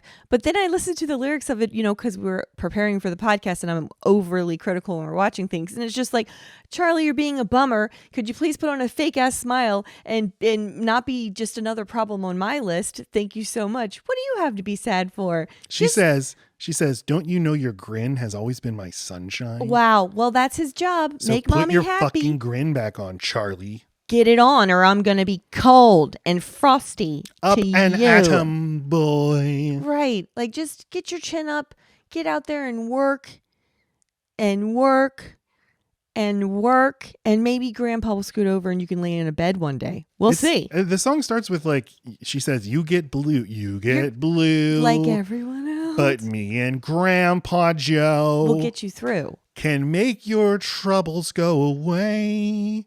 Boy, What is she talking about? what is she talking? Right. That win. You didn't do shit. I mean, you do everything for that family, but they live in a shack, so you're not doing much. And I'm just kidding. No, I mean, Right. It seems like there's going to be it's a not thing. that. That's not my criticism of her momming. The criticism I is know like, that. don't make your child's Responsible for your fucking mood. for the way you feel. Yeah. I mean, yeah. Suppress your feelings, Charlie. Pretend that you're happy for whoever is around you so that they still love you. That's my best singing voice. mustard right now because everything triggers a cough. This is the second song in the movie, and it's the first in 20 minutes since the opening. So you forgot it's a musical. And it's like, it's a shitty song. It's from a character who is not a character. And it doesn't teach you anything about your main character. You know this? He's sad. Right. He's sad and it made me sad. This, I realized the mom spends like a lot of time, like not in the frame. She's just half-face woman. It happens a bunch throughout the movie. It's like, oh yeah, there's a mom. Don't pan too far over there. Grandpa, I wish I could take you to the factory with me. Tunnel vision. Yeah. Right. Well, mom's got to go to the washateria. So, more Wonka mania. We see, an auction won by the Queen of England for the last box of Wonka bars in the United Kingdom. And we meet Mike TV. His sin is that he likes television too much and thinks he's a cowboy. And he's rude to other people. I guess, yeah. But I like this movie so far. This is it's got some funny. gas. It's why can't I talk? It's sharp. It's moving fast. It's got these weird like there's a Dragnet parody where like a serious cop is interviewing a wife whose husband has been kidnapped. They want your Wonka bars. Mrs. Whatever, they want your Wonka bars. Let me think about it. And then there's the thing where the fifth golden ticket has been found by a man in Paraguay, a gambling casino magnate. Why do you have to be the only person of color in this entire thing, except for the Oompa Loompas, who are orange, who've been purchased and live at a factory, and they don't go out because we've never seen them before, so they don't go to the movie theater, and they don't go spend their wages, and they don't need to marry, and they hopefully they're all gay because they all seem to be dudes, so like at least they could have some kind of social life. And they need to be looked after once Willy Wonka's dead. It's not like he can right. Don't escape.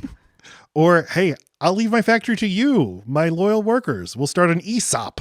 You can all own shares in the company and run it yourselves. No. I need another It could be a co-op. I need a white guy. Yeah. We'll run it my way. My way. I need him young. It couldn't be an adult. No. You see, I need to be able to groom. And then he plays with his mustache that he doesn't have. Plays with Papa Joe's mustache. Papa Joe. Okay. They find out about this con artist who says he's won the contest, and Grandpa Joe's like, well, Charlie's going to be so depressed. And they're Let me tell him as soon as he gets in. He really wants to tell him. No, Charlie. Your dreams are done. They think Charlie's asleep in the other room, but he's awake. He can hear it all.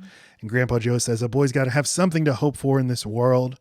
I did mention in my history that when Roald Dahl wrote this book, it was in the aftermath of this really horrible episode with his infant who got a really bad brain injury that he ultimately did recover from, but it required like tons of medical bills and seeing lots of doctors and weird medical devices and stuff. And I think that definitely influenced, I definitely see that informing, the situation with these infirm grandparents who can't get out of the bed. They both can't contribute and probably feeling cost helpless. money. And feeling helpless to help your kid. Yes. Yeah. So that the desperate situation that just being in poverty and just trying to live your life and take care of your family. Yeah. Or just to be without resources for any specific reason. Because even him, a wealthy person at that time, probably couldn't afford, if there's not science to help your kid, there's not science. Charlie wins the contest. Good thing Grandpa didn't have an erection, because that robe's not hiding anything. That little dressing gown. He can't. He can't. Mm-mm. Well, what else is he doing in bed all the time? Like, I hope he's at least jerking it. Sucking and fucking each other all day. No, nothing to do with them. He's just definitely masturbating a lot, right? Just him? They sleep a lot. When the grandparents sleep, Grandpa gets the meat. Mm-hmm. Yeah. Mm-hmm. I'm always impressed by how shiny and perfect the ticket is when Charlie takes it out. And Charlie finds it on his own. And then the most realistic thing happens ever is the mob mentality. So, ticket! Well, because he finds out actually that South American bastard was a con artist, and he didn't have a real golden ticket. The ticket's still out there, and Charlie finds a silver queen on the ground, and he uses it to purchase a chocolate bar. Tuppence. A scrumdiddlyumptious bar.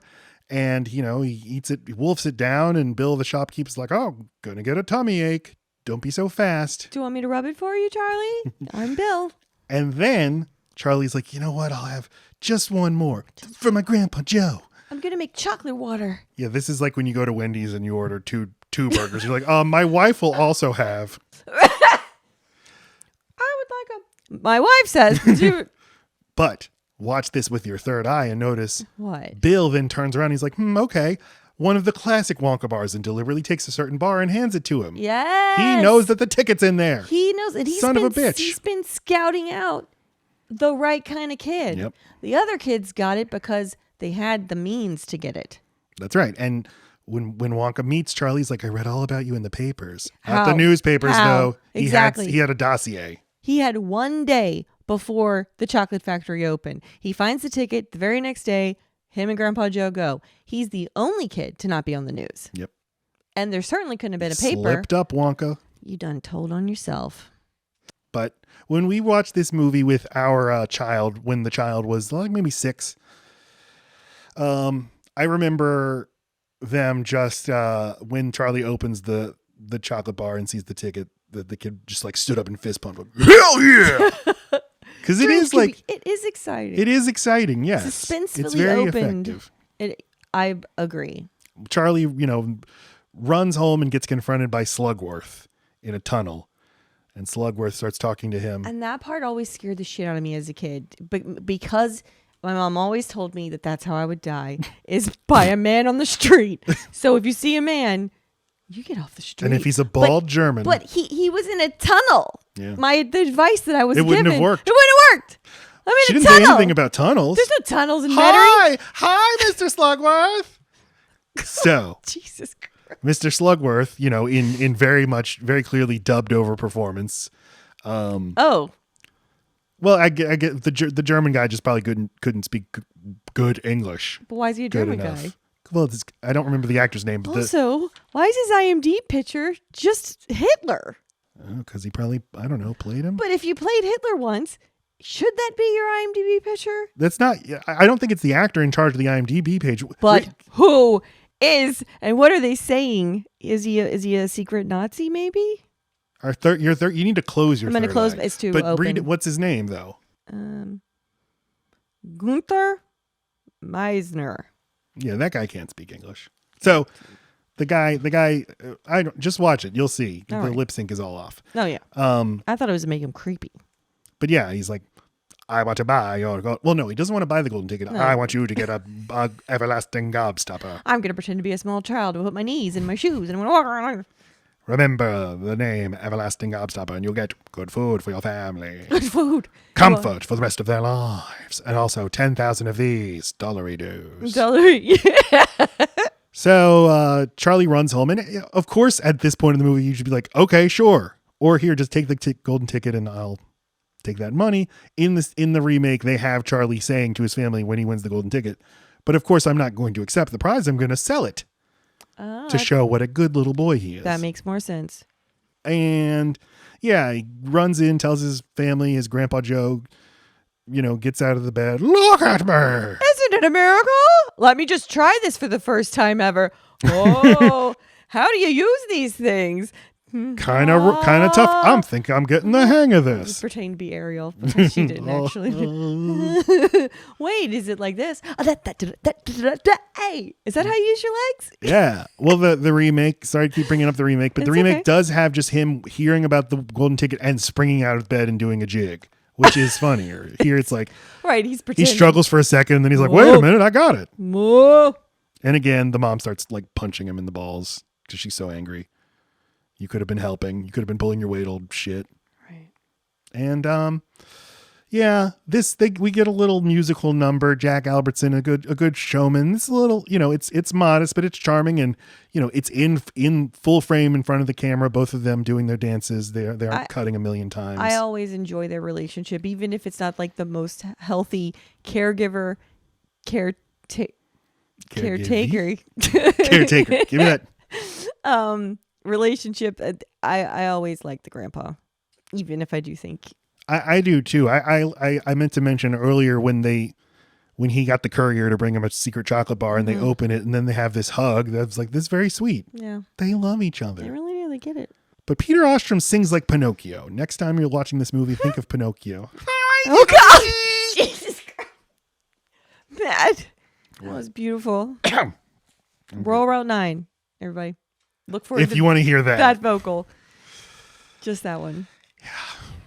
All right. So, one of the most iconic, or I don't know, is this the most iconic moment? I've always been obsessed with this, not the pretend to be a person who can't walk well thing, but Gene Wilder's somersault fall into a somersault, a fall assault. I tried to do this so many times as a kid. It's hard. He does it so smooth. I thought it was like a stunt person. But to find out that no, he wrote this in, like, I will be doing this, sir. He figured out he could knew. do this like 15 years ago, and he's like, someday I'm going to work this in, and here's the moment. And this is the most exciting part of the whole movie, because that's the most exciting part of anything you've been looking forward to, is the moment right before you experience it. It could be anything. Oh yeah, Schrodinger's cat is alive. Food is best right before you eat it. Trips are best when you're on your way to them. Yes. Yeah. Or when you're so close you can smell them. This is good. This is good filmmaking. I mean, they really make you anticipate too. You're like seeing it all in all their faces, like, holy shit, what's about to happen? And it is really great that, like, it's 40 minutes into the movie and Gene Wilder steps out of the doors and there he is on screen. You haven't seen him at all in the movie. It's not like, right. It could have been like Beetlejuice, where like you see cutaways Lurking to him around. reading a newspaper. Right. Oh, let's see who got this ticket. Yeah. Oh, okay. Yeah. The fourth golden ticket found. But it makes sense. I mean, he's supposed to be a mystery to us, and it works. We don't know any more about him than Charlie does. And I love his outfit. I fucking love it so much. I love the hat, everything. And I'm just as excited as they are as they all go walking in to and I love the little hut that just says Wonka right behind Willy Wonka, that's yellow or whatever. It's just like, of course that's where the entrance is. It's beautiful. It looks like a tiny little village in there. Anyway, all right. And then it's like this, the wind immediately goes out of their sails a little when they walk in, and it's just a boring room, and immediately have to sign a very not okay contract that you can't read, which I get it. Fun joke. But if you ever have to take your kid to a trampoline park, you will experience this exact thing. Your kid is desperate to get in there, and they're like, no, you have to go sign a waiver. And that waiver is long as shit. Right. Well, it's like being on a cruise. They make you do the safety thing after you're like, yeah, we're about to cruise. We're on the boat. And then they're like, now go sit in there and learn how to use it's time for a fire drill. How to learn to use your buoy. Yeah. Like, Buoy. Yeah, cruises are really sad at the front and then at the end. I've only ever been on one. It was great in the middle, except for the near divorce. But that's for another podcast. But no, the end of a cruise is 1,000 times sadder than the beginning. So bad. And it's just harder. The disembark process it takes forever. You're in exhausted. A hallway, you're fat. You're like you're Augustus. hungover. Yeah. You're sitting on your luggage. Ugh. Don't ever get off a cruise, everybody. Stay. All right, so they sign their contract. The parents are not cool with it, but like they've already come a way across the world, and their kid's really excited, and so fuck it, just sign it. Which I'm sure this contract is legally enforceable, that children are signing it, and under duress too. Right. Yeah. Well, we get our first hints of the factory though, with weird tunnels and hallways and stuff that are oddly shaped. And what is this, Wonka? Some kind of fun house? Right, because the hands take the hats and the little. Oh yeah. And then. Yeah, I can't remember Mr. all the things. Wonka, like the code to get into the chocolate room is you got to play a little thing. And then the mom knows who it is. Well, the joke here, it's very funny. She says Rachmaninoff, but it's actually Mozart. Oh, what a tool. Yeah, Mrs. TV. And I've been filling that out on every exam I've ever taken since. Well, tell us about the chocolate room and what's so good about it. Okay, so this is always, if you say this movie, this is what I picture, and it's both the best thing I've ever seen and a really big letdown. For instance, he's sitting in a bunch of hay right now, which clearly I can't eat, and behind him, I'm looking at Willy Wonka, everyone. Behind him are 2 lollipops, and those are clearly beach balls. So I'm both impressed by stuff and then completely left down over and over again.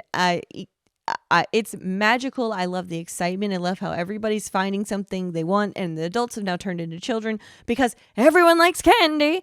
I always think, where's the peanut butter? Where's the nougat? This room is completely gummy hard candy. Ew. And chocolate and cream like stuff. It's all stuff that's easy to show you in a big form. And then like everything's something you open and there's something else inside of it, just a big handful of fudge it's like, that's not how candy worked. I don't know. And then I think Mike TV is trying to like get something out of a tree, and Willy Wonka hits it with his cane, and then all these little candies fall out. I'm like, cheating. The big candy should fall. I want to eat the big candy. This is bullshit. I can get little candy anywhere. That's true. There's all kinds of little things like that where it's like, normal candy. Normal. Yeah, who gives a shit? Also, who is maintaining this room? Did you make this room for this specific purpose and you'll clean it up? Otherwise, this is old ass disgusting fucking I wanted candy. to ask you this. Are there ants? Yeah. Yeah. What in the reality of the film? Obviously, there's the river and the waterfall and mixes of chocolate, whatever. But everything else, what's the point? What's the function? Because who's this for? This seems it's like it's an e-ticket attraction for visitors, but there are no visitors. No visitors. Is it just for him? Also, it would be impossible because you've got Beatrice over there shoving her entire fist into a mushroom and then going and then sucking her finger back in again. It would be Ew. It would not be okay. It would not be something you could keep up. It'd be so expensive. You'd have to completely redo the room after one group went in. It's so unsanitary. Have I told my story about my trip to the Krispy Kreme factory? You have, but go ahead. I kind of forgot. It's just I just did exactly what you just suggested. They're like they give a plain donut to like one kid, and they're like, all right, now just hold it in there and let the thing spin around and put chocolate on it, and they're like, great. And then I had a donut I had half eaten, so I just took it and dunked it into the thing. It's disgusting, man. I didn't realize what I was doing. And how old were you? I was 13. And they're You like, fucking idiot! hey. You're like, Contaminated chocolate. yeah, the tour person was like, I don't think you should do that. It's like double dipping. Now I'm sure they just like didn't tell anybody and moved on. Yeah, what are you gonna do? I mean, what do you think they did with Augustus's fucking skin flakes that are all up in this goddamn chocolate river? And the chocolate always bothered me when it's coming down the waterfall. It's clearly thin as water. There's no thickness. There's no rich rippling. No viscosity. That's like, for instance, the opening credits. They do such a good job of showing you the way chocolate actually looks in the wild. So you can't go trying to pass off this poop water as fucking chocolate. And then when Augustus falls into it, he's coated like he would be in brown water, not in chocolate. You know what? Takes me out of it. I never thought of that. The opening credits, the opening credits, are we not supposed to be seeing Wonka's factory there? Because we're just seeing a normal factory. It's just a normal factory. But yeah, it's supposed to imply it. It's supposed to get you excited for candy and feeling like a kid again. So I find the room iconic, overwhelming, underwhelming, amazing and disappointing, and then terrifying. It is all of that. It's overwhelming and underwhelming, but in a nice way, because it's like it's charming. It's a compact little space, and you can see kind of the, factory. What are those called? The things on the ceiling with the pipes. The pipes. No, the air ducts and those are pipes. I don't know. Babe. I called you babe. Okay, babe. Okay, babe. But and if you think about it, it's the only time that any of the guests get to like run free and not be completely enraptured and having a monologue given to them by. They don't know this, but they're starting the tour with the happiest they're going to be. Mm-hmm. And to me, I feel like that this should have always been how the tour ended. It doesn't make sense to give you the funnest room first. It does for the movie. Yeah, you got to build to this, but he has all this figured out. He's playing us all like suckers. He's watching everybody in the wild right now, figuring out the traits. Gene is doing that in the wild.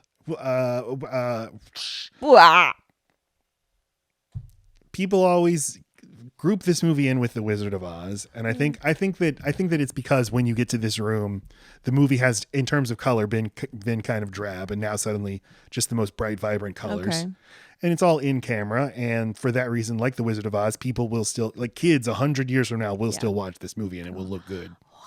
Yeah.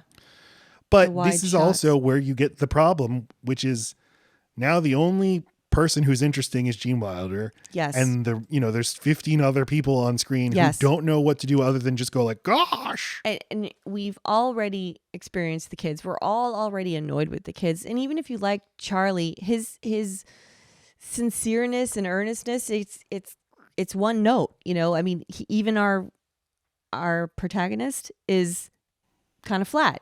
I like Grandpa Joe more than I like Charlie. So it's not like I'm rooting for Charlie. I'm not. But all of the other characters are made to be so one-dimensional that you are drawn and magnetized to someone who is naturally multifaceted, whether he wants to be or not, and that's Gene Wilder. So I am all in. If Gene thinks you're dumb, I think you're dumb. If he thinks something's funny, I think it's funny. If he thinks sarcasm is the right mode right now, I'm feeling sarcastic. He makes me extra hate these children, and I want them to die, and I want to just spend some time with Gene. But because of that, okay, so it starts to drag. In fairy tales, often the protagonist is the most boring character. Snow White doesn't do anything, but you are still experiencing the story through Snow White or through whoever the character is, who is just an avatar for the audience, and seeing everything through their perspective, seeing this wonderful world. Whereas Charlie, you don't see this from his perspective. He's gone. He's disappeared. Even though he's in frame, do you feel like all of this is experienced through his eyes? No, I there's no sense of angering in that way. I feel like a sixth person. Yeah.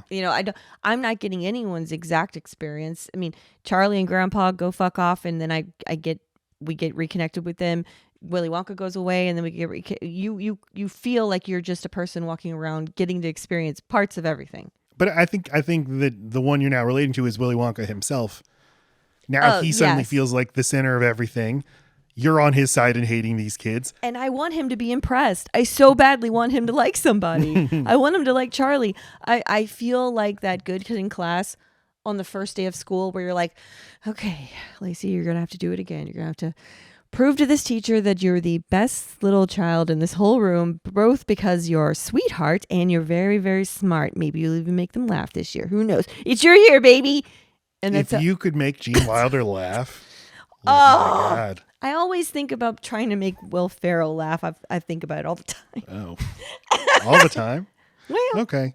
Now, I when I listen to podcasts, I think like, if I were there, could I say interesting stuff? Of course. It's No, I impossible not to. No, I'm not saying you could. I'm saying, of course, you listen to podcasts, think people are funny, and think, could I keep up in that room? I think the answer is yes, but it has a lot to do with, will the people in that room let me get a word in? Yeah. It's chemistry. It's not like someone with the most amazing comedy chops in the world isn't funny if no one lets them in. So don't worry. Okay. So Augustus dies. He ends up in the river and sucked into the pipes, and he would have drowned long before he got to the tube. Gene Wilder has a very good Gene Wilder freak out. My chocolate! I'm hysterical and I'm wet. And yeah, I've gone mad. This is the high. It's all downhill after this. This is like, because now this we is know. great. And the Tim Burton version does have Charlie at this point, after the Oompa Loompas sing their personalized song for Augustus Gloop. Mm-hmm. He's like, how do they know to sing that song about Augustus? Because again, it's all very weird, right? These are simple songs. Maybe they've just been looking through the bushes and like, this guy likes the food, does he? The Wonkatania, they get on the boat. And so a couple of things are now starting to happen. Willy Wonka is now he's starting to speak in other languages and do his little pretentious little quotes from, all I ask is a tall ship and a star to sail her by. Right. He's in a different movie, or he's not talking to anyone. I think a lot of this was improv by Wilder, and it's like, I guess he's just trying to give just something to do. It's like Wilder, be zany. Okay, well, I can be smart too. I can be. I almost said swarmy. I'm not gonna say it this episode. I just did. Yeah, I mean he's charming and dazzling, but is he the right Wonka? Are you setting the right tone? Now I'm scared for these people to get on this boat. I'm sure I'm supposed to be. Mm-hmm. but I think it's supposed to be more fun than it is. And then I just remember being a kid and being like, what the fuck? What the fuck? Is this whole thing is just to like, is it a gag so that at the very end you'd be like, we should stop. Let's get off. Cheerio. Yeah, I mean, yes, good that he's But Jesus Christ. fucking going nuts and screaming, the fires of hell are burning! Stop the boat! And then the lights come on. And Stop this at once. but I think that, you know, a million cracked articles have been written like, dude, do you remember how fucked up that scene from Willy Wonka is where they're in the boat? And it is, and he's, no one knows us where we're going. But this is a song about Wonka, right? Like that's what this is. This is a man that's been in seclusion for a decade or more in this factory, just trying to be the very best candy guy, even though he already is the very best creator of weird candy sensations. And he's trying to stay on the top. And at the top is nothing but but the bottom. You can only get lower. And he's secluded himself with a bunch of yes men who come to him by whistle. Like, I mean, they don't even talk. They just sing songs. You don't even know if they know English. You just know that they can sing songs and dance for him. And I'm sure he gets an existential crisis like once every 3 days. And he's just like, what am I doing this for? Why am I making all this shit? I don't get to talk to anybody. What does he say in the song to connect to that? Because he doesn't know where he's going. He doesn't know what it's all for. He sees dark things. He sees the worst in people. He's terrified at night. He's surrounded himself by the things that make him happy, and he's not happy. He's scared of dying. He's scared of dying at age 37. So he's brought in a new batch of children to take over. He's a tortured man. Damn. Maybe he got a diagnosis From terminal illness. Dr. Loompa. Yeah. Mm-hmm. There's, you know, the other fucked up part. Do you remember how fucked up that is? Because they're like they're projecting images on the side of the tunnel, like a chicken being beheaded, a dog's eyeball being cut open, a cop commits suicide. What? Robert Kennedy gets shot. Okay. Shut up. None of the other actors were aware of what Gene Wilder was going to do here. Like they didn't tell, hey, he's going to go nuts and start shouting about hellfire and stuff. So these are all like, I mean, These are genuine. Are we still in a movie? Am I going to get paid for this? Are we still acting? I'm going to call the guild. The inventing room they enter. And we have now the introduction of Grandpa Joe's. He's got to do something, so he just has a lot of one-liners. What she needs is a good kick in the pants. You know, I think Veruca Salt is like, he's absolutely bonkers. And Charlie's like, is that bad? The movie it doesn't know what to do with the kids and the parents, is what I'm saying. It's got visuals. It wants to show you some wacky shit. It wants Gene Wilder to be a wild-eyed, crazy man, and it knows not what to do with itself. In the inventing room, they're inventing Gobstopper. Yes, we learn about the gobstopper. This is going to be, remember that later. Set it aside. Put it in your pocket because it's going to be important later. Mm-hmm. But he's inventing a gum, and this is truly the most vile thing I can think about is a gum that tastes like food and like roast the beef. Juices are running down your throat. And you're like, it's like I'm eating. I want it so bad. I want tomato soup to be creamy running down the back of my thing. Just not from gum. Just from a pill or something. Oh, that's weird. Or just like, you know, twitch my neurons. I need to be able to chew though. That's why the gum is so ingenious. It would be weird. It would be weird to have a meal without chewing. Oh. It's smart and delicious. Charlie asks his grandpa because Violet is just gonna take the gum, and Mr. Wonka's like, no, stop, don't take my gum. And Charlie's like, why doesn't she listen to Mr. Wonka, Grandpa? And he says, because she's a nitwit. But 3 minutes later, they break the rules for no reason. 100%. Also, he puts them each in a room that's going to tempt them for their individual issues, right? Mm-hmm. One of them is gum, so there's a gum room. One of them is a glutton, so there's everything you can eat, and you're allowed to do it in this room. There's a cocaine room. Exactly. Yeah. There's gold, literally an animal that shoots gold out of its ass. So, of course, Veruca Salt's going to want that. Mm-hmm. And then the guy with the name TV wants to be on TV. I mean, he just puts them all. I don't know why he thought, I bet Charlie likes to fly. I don't fucking know. This kid lives in a bucket. What are we going to... I think that he didn't expect them to do that. Because I think that Yeah, when I he think he freaks really out and was yells at them again, disappointed, he yeah. really is disappointed. I agree. But he's like, this doesn't make sense. You're so well behaved. Why did you break the rules for no Right. reason? And it wasn't him. It was fucking Grandpa. Yeah. Grandpa does it every time. He needs a good kick in the Get pants. back in bed. My brother always says the line from this scene. He goes, or Violet's like describing and a baked potato with sour cream.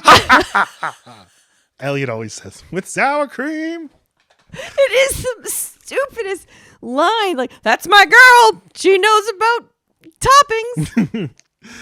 Yeah, so Grandpa and Charlie take the fizzy lifting drinks. And like, this is truly just like, we need Charlie to have something to do. So he and Grandpa Joe could be on screen by themselves for 2 minutes. And I will say that, like, as a burper myself, I am always grossed out by the amount of burping it takes to get them down from the ceiling and the way that their burping sounds. And I just feel like they smell. I already think Grandpa smells. I have an issue with smells. I think you think Grandpa's smell. He's in bed all the time. He looks for all his, grandpas, I'm saying. He looks, I understand. He looks for his slippers, and what do you see? A bedpan. All I Ugh. can think about is this man's shit. They're in a one horse open shack. And I whatever. They're having a good time. He's in a weird bubble room. That's the other thing. I don't know how much this movie cost to make, but there's something so like whimsical and expensive looking in parts, and then cheap as shit. So it's like, okay, so this is just a black dome and they've got bubbles. I know what Well, bubbles. they're being lifted on wires. I mean, some of it looks good. There are some shots that I think are where they're not being lifted. And they must have digitally removed the wires because I looked for the wires and I couldn't find them. And we love the wire in this house. Devil down in the hole. But yeah, Grandpa Joe is like, oh, it's okay. We can break the rules. It doesn't matter. Yeah, well, This would be like you breaking a rule at a museum. which I don't Yeah, you would never. fucking ever. The geese and the eggs, the golden eggs. Tell us about them, Lacey. Well, you've heard it before. Oh, okay. We have to follow the outline. This is another one that doesn't follow the rule of physics, and I'm just saying you don't have to, but it really takes me out of it. And I'd like to know in the newer one, are the eggs heavy? Because they're big, giant, solid gold fucking eggs dropping out of these huge geese, and then Violet picks one up, and Veruca picks one up. She's like, "I've got a golden egg." in the novel, as in the remake, and the remake was much more like just Physics take realist. everything from the book. Yeah. It's squirrels and nuts. It's not geese and eggs. Oh, so they're not huge. Yeah, Okay, well, this is the best musical number. it's great. She's great. She wants the whole world, and I love her. And I don't want to show it. I love that part, and her hair gets in her face, and then she goes, "I'm a pleasant girl." What's great about that specific thing is, yeah, it has her being evil and then transforming to good again without any cuts. She's just standing in front of the camera, Right. freaks out, and then moves her hair. Right. What I'm saying, What I'm just trying to say is I that want a bean feast. I want all the beans. It's fucking British people. Oh, they love their beans on toast. And then wouldn't you know it, she's a bad egg. And then she goes down the garbage chute, and hopefully she isn't burnt alive. And I always find it sweet. He's the only parent that goes with his kid. That's true. He dives in. He truly does love her, doesn't see anything wrong with her, knows that she's really hard to please, but thinks it's totally fine. And she's the best. And I just really want to please her. I just think she's the bee's tits. And he's a loving father, just He's misguided, but yes. He truly does love her. He's parent goals and she's girl boss goals. Okay. But then Grandpa Joe says, Mr. Salt finally got what he wanted. And Charlie's like, what's that, Grandpa? Veruca finally went first. What does that What mean? the fuck are you talking? What? What does that mean? Like he wants his kid to die? I guess, or wants her to come first? Ah, that's what I thought. Like I what? just, ew! Or fine. Matt, you made this so dark. I wanted that to be my thought in my head that never came out. Yeah, Ew. but I knew you were thinking it. I know your sick fuck mind works. You thought it.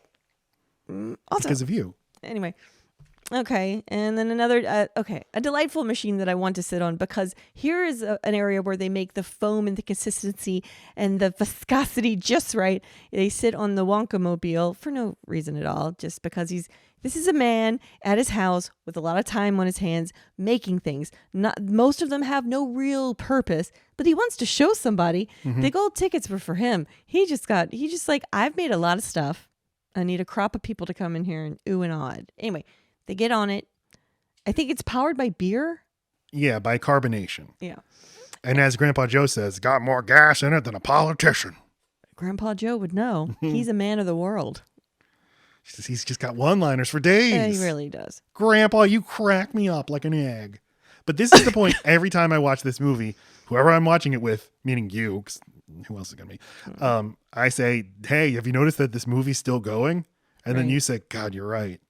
Because just the energy is all gone. It's completely You can't gone. believe how much time there is left. It's just like, just kill the last kid, please. Kill the fucking kid. Mike TV, like, you should have at least done them in order of people of who I care about. And Mike TV could have died first, easily. He could. I guess the book was written in 1964. His name is TEAVE. T-E-E-V-E-E. It's T. It's TEAVE. Okay. But I guess maybe in 64 people weren't always calling television TV, so this was more of a joke. Do you realize his name is actually like the thing you watch? I don't know. Got it. I couldn't find an answer on when people started saying TV. I also don't understand how it's a TV if it's a completely open box and not just teleporting, but whatever. What kid would love something so much? I could really, really love cannon fire, but I don't want to be a cannonball, get in the cannon, and then be shot. This is stupid. You can love TV and not want to be pixelated. You're so right, because doesn't make sense. they have not. I want to be on TV versus I just love consuming TV are so different. And that's a whole different thing from being shrunken forever so I can fit in this size TV for a moment. But it is weird to just collapse those two things. I love watching TV. I've never expressed interest in wanting to like be a performer. Right. I just really...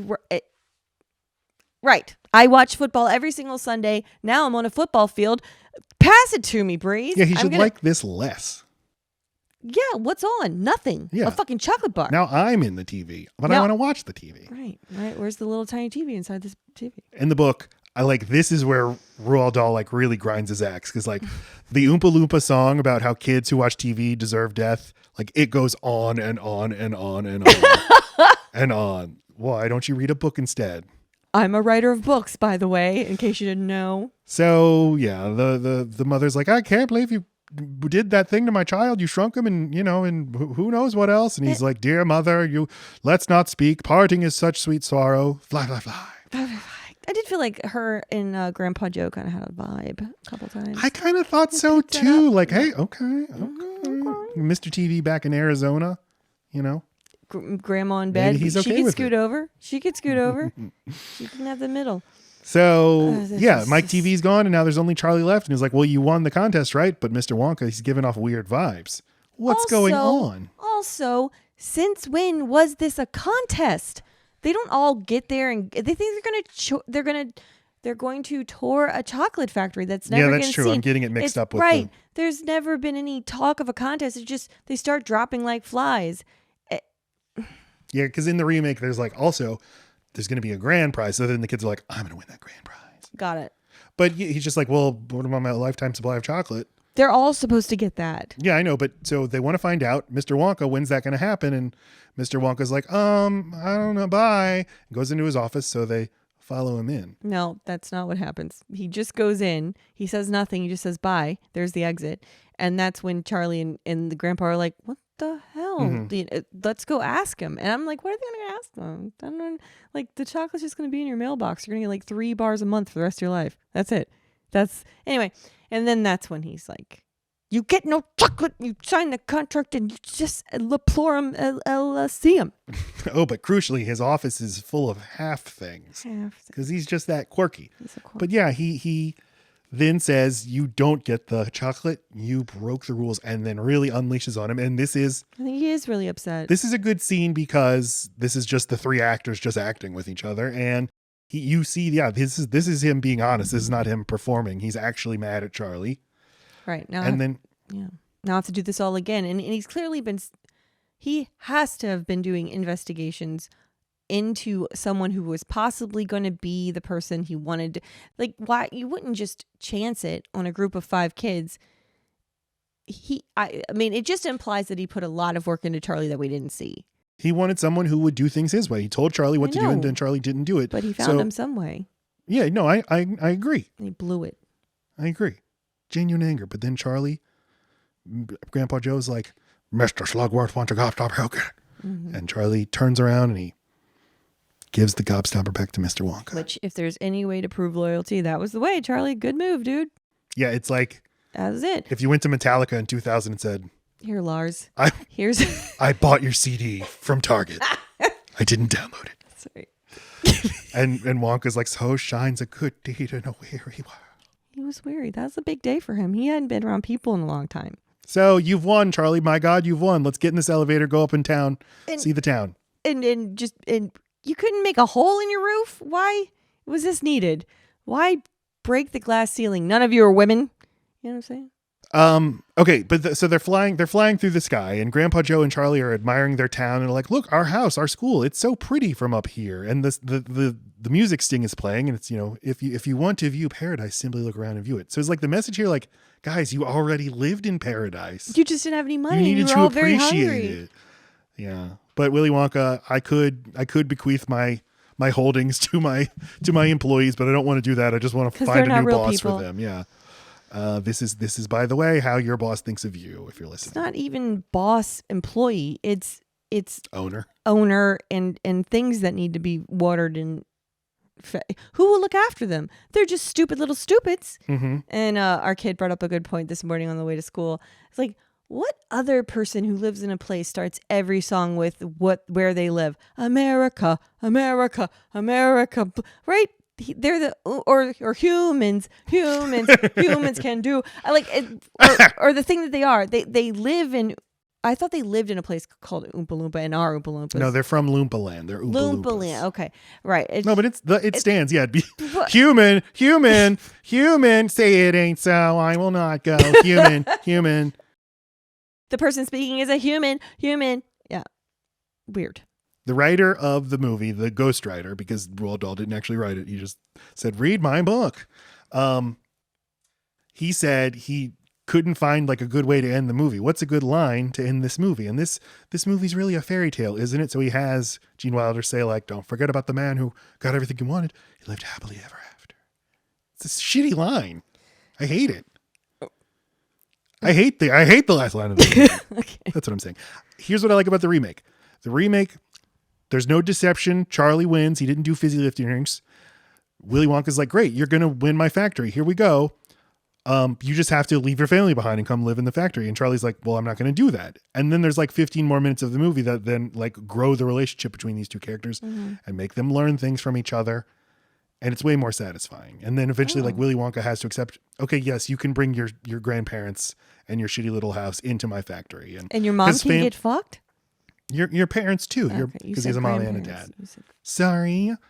That an artist has to learn, and you can, feel the Tim Burton in it. An artist has to learn that, it's cool to make like flippity flu and spirals and stuff, but also what really counts is family. He just needed to watch the Fast movies. So that's the.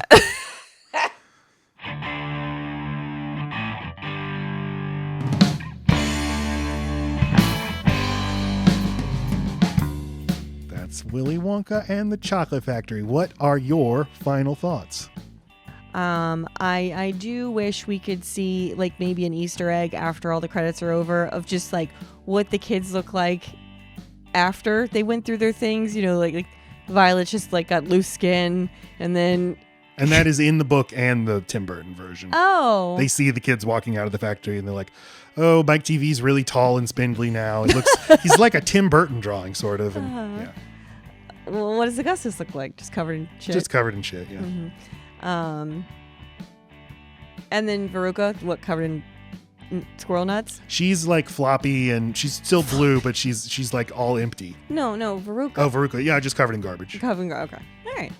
Final thoughts. This podcast is hard to make sometimes because we inevitably have to. If all we did was sit here and gush over movies everyone already thinks are gems, that would be very boring. So I think it's possible to both love and cherish something and be very critical of it. Hence our marriage. And What? Just kidding. Okay. Yes, so just don't get it twisted, folks. We still have big love in our hearts for almost every movie we do, including this one. It's just there's shit with some shit, and we just like to point it out. I don't love Parenthood. Oh my God, we know. And I don't love that's one of my movies. Jingle All the Way. I don't love that one. Okay, no, I fucking hate that movie. I'm sorry. Sorry, people really pushed back on that one. Like, why? I love people. People. Some of them are very smart people, though. So maybe I'm telling you, that's the whole reason for this podcast. If it hits you at a certain time in your youth, it is a load-bearing beam. You can't take it out of your house. Otherwise, you'll collapse. It's irrational, but it's meaningful. So, Star rating. oh, I'm always surprised by this. 2.5. 2.5 out of 5. But you said that. Shit, but would I put that on Letterboxd? Really? Would I cash that check? My right is asking. I'm gonna 3, just because I don't want the riots. You said when we started that everyone should see it once. Like, I think so. It's not like I would say don't see this movie. Right. And I feel like 3 stars is the threshold for do I recommend that you see this movie. I give it 3 stars as well. It's a mess. It doesn't work as a movie. But I do have, and I think that the Tim Burton movie works as a movie, functions so much better.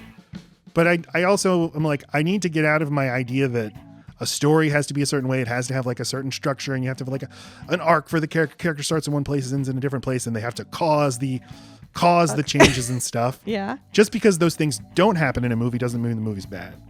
Nevertheless, this movie is shaggy and kind of boring and goes on for a long time. But there's so much stuff in it, and more than anything, every Gene Wilder performance is a treasure. It is. 3 stars. 3 stars. Follow us On YouTube and at Load Bearing Beams Pod, on Twitter at Load Bearing Pod, on Instagram at Load Bearing Beams, and the most important place to follow us, because I run that account, is TikTok at load.bearing.beams. Speaking of ratings, go on iTunes and Spotify and give us a rating. Give us 3 stars. Family, friends, talkers, please go on Apple Podcasts and give us a review. 5 stars. That's just my little suggestion. Give us your honest opinion. Your honest opinion of 5 which is stars. going to be that it's a 5-star podcast. Right. And if you think that it's less, then maybe you can go fuck yourself. But if you do like us, it really does help us out. If you go to Apple Podcasts and then you find our podcast, then you scroll, and then it's quick. It's on your phone and you hit, it's easy and it's worth it. And we need to start we need to come up with like some sort of merch where we send, anyone gets us a review. The first 100 we get, they're getting a shirt. I think that's called bribery and it's frowned upon. Scratch that, reverse it, delete it. Anyway, we appreciate it. Yes, please. It would never occur to me to go review a podcast I love. But I've started doing it. But I should. Yeah. I've left like 3 this week. Yeah. So I'm on Letterboxd at Matt Stokes 9. Also, Lacey's on Letterboxd. Can you believe it? I'm not good at it yet. But you're load-bearing Lacey. I'm Matt Stokes 9. We are on Letterboxd. The music on this show, there's a little bit of stock music, but most of the music is original music, courtesy of Rural Route 9, my band that I have with my friends, Wade Hemo, Patrick Pro. We made an album called The Joy of Averages. It's pretty good. You can listen to it. It's pretty good. It's on very music good. services.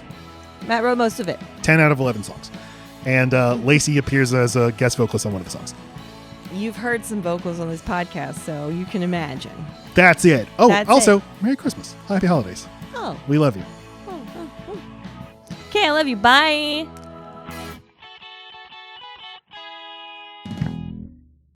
Three, four.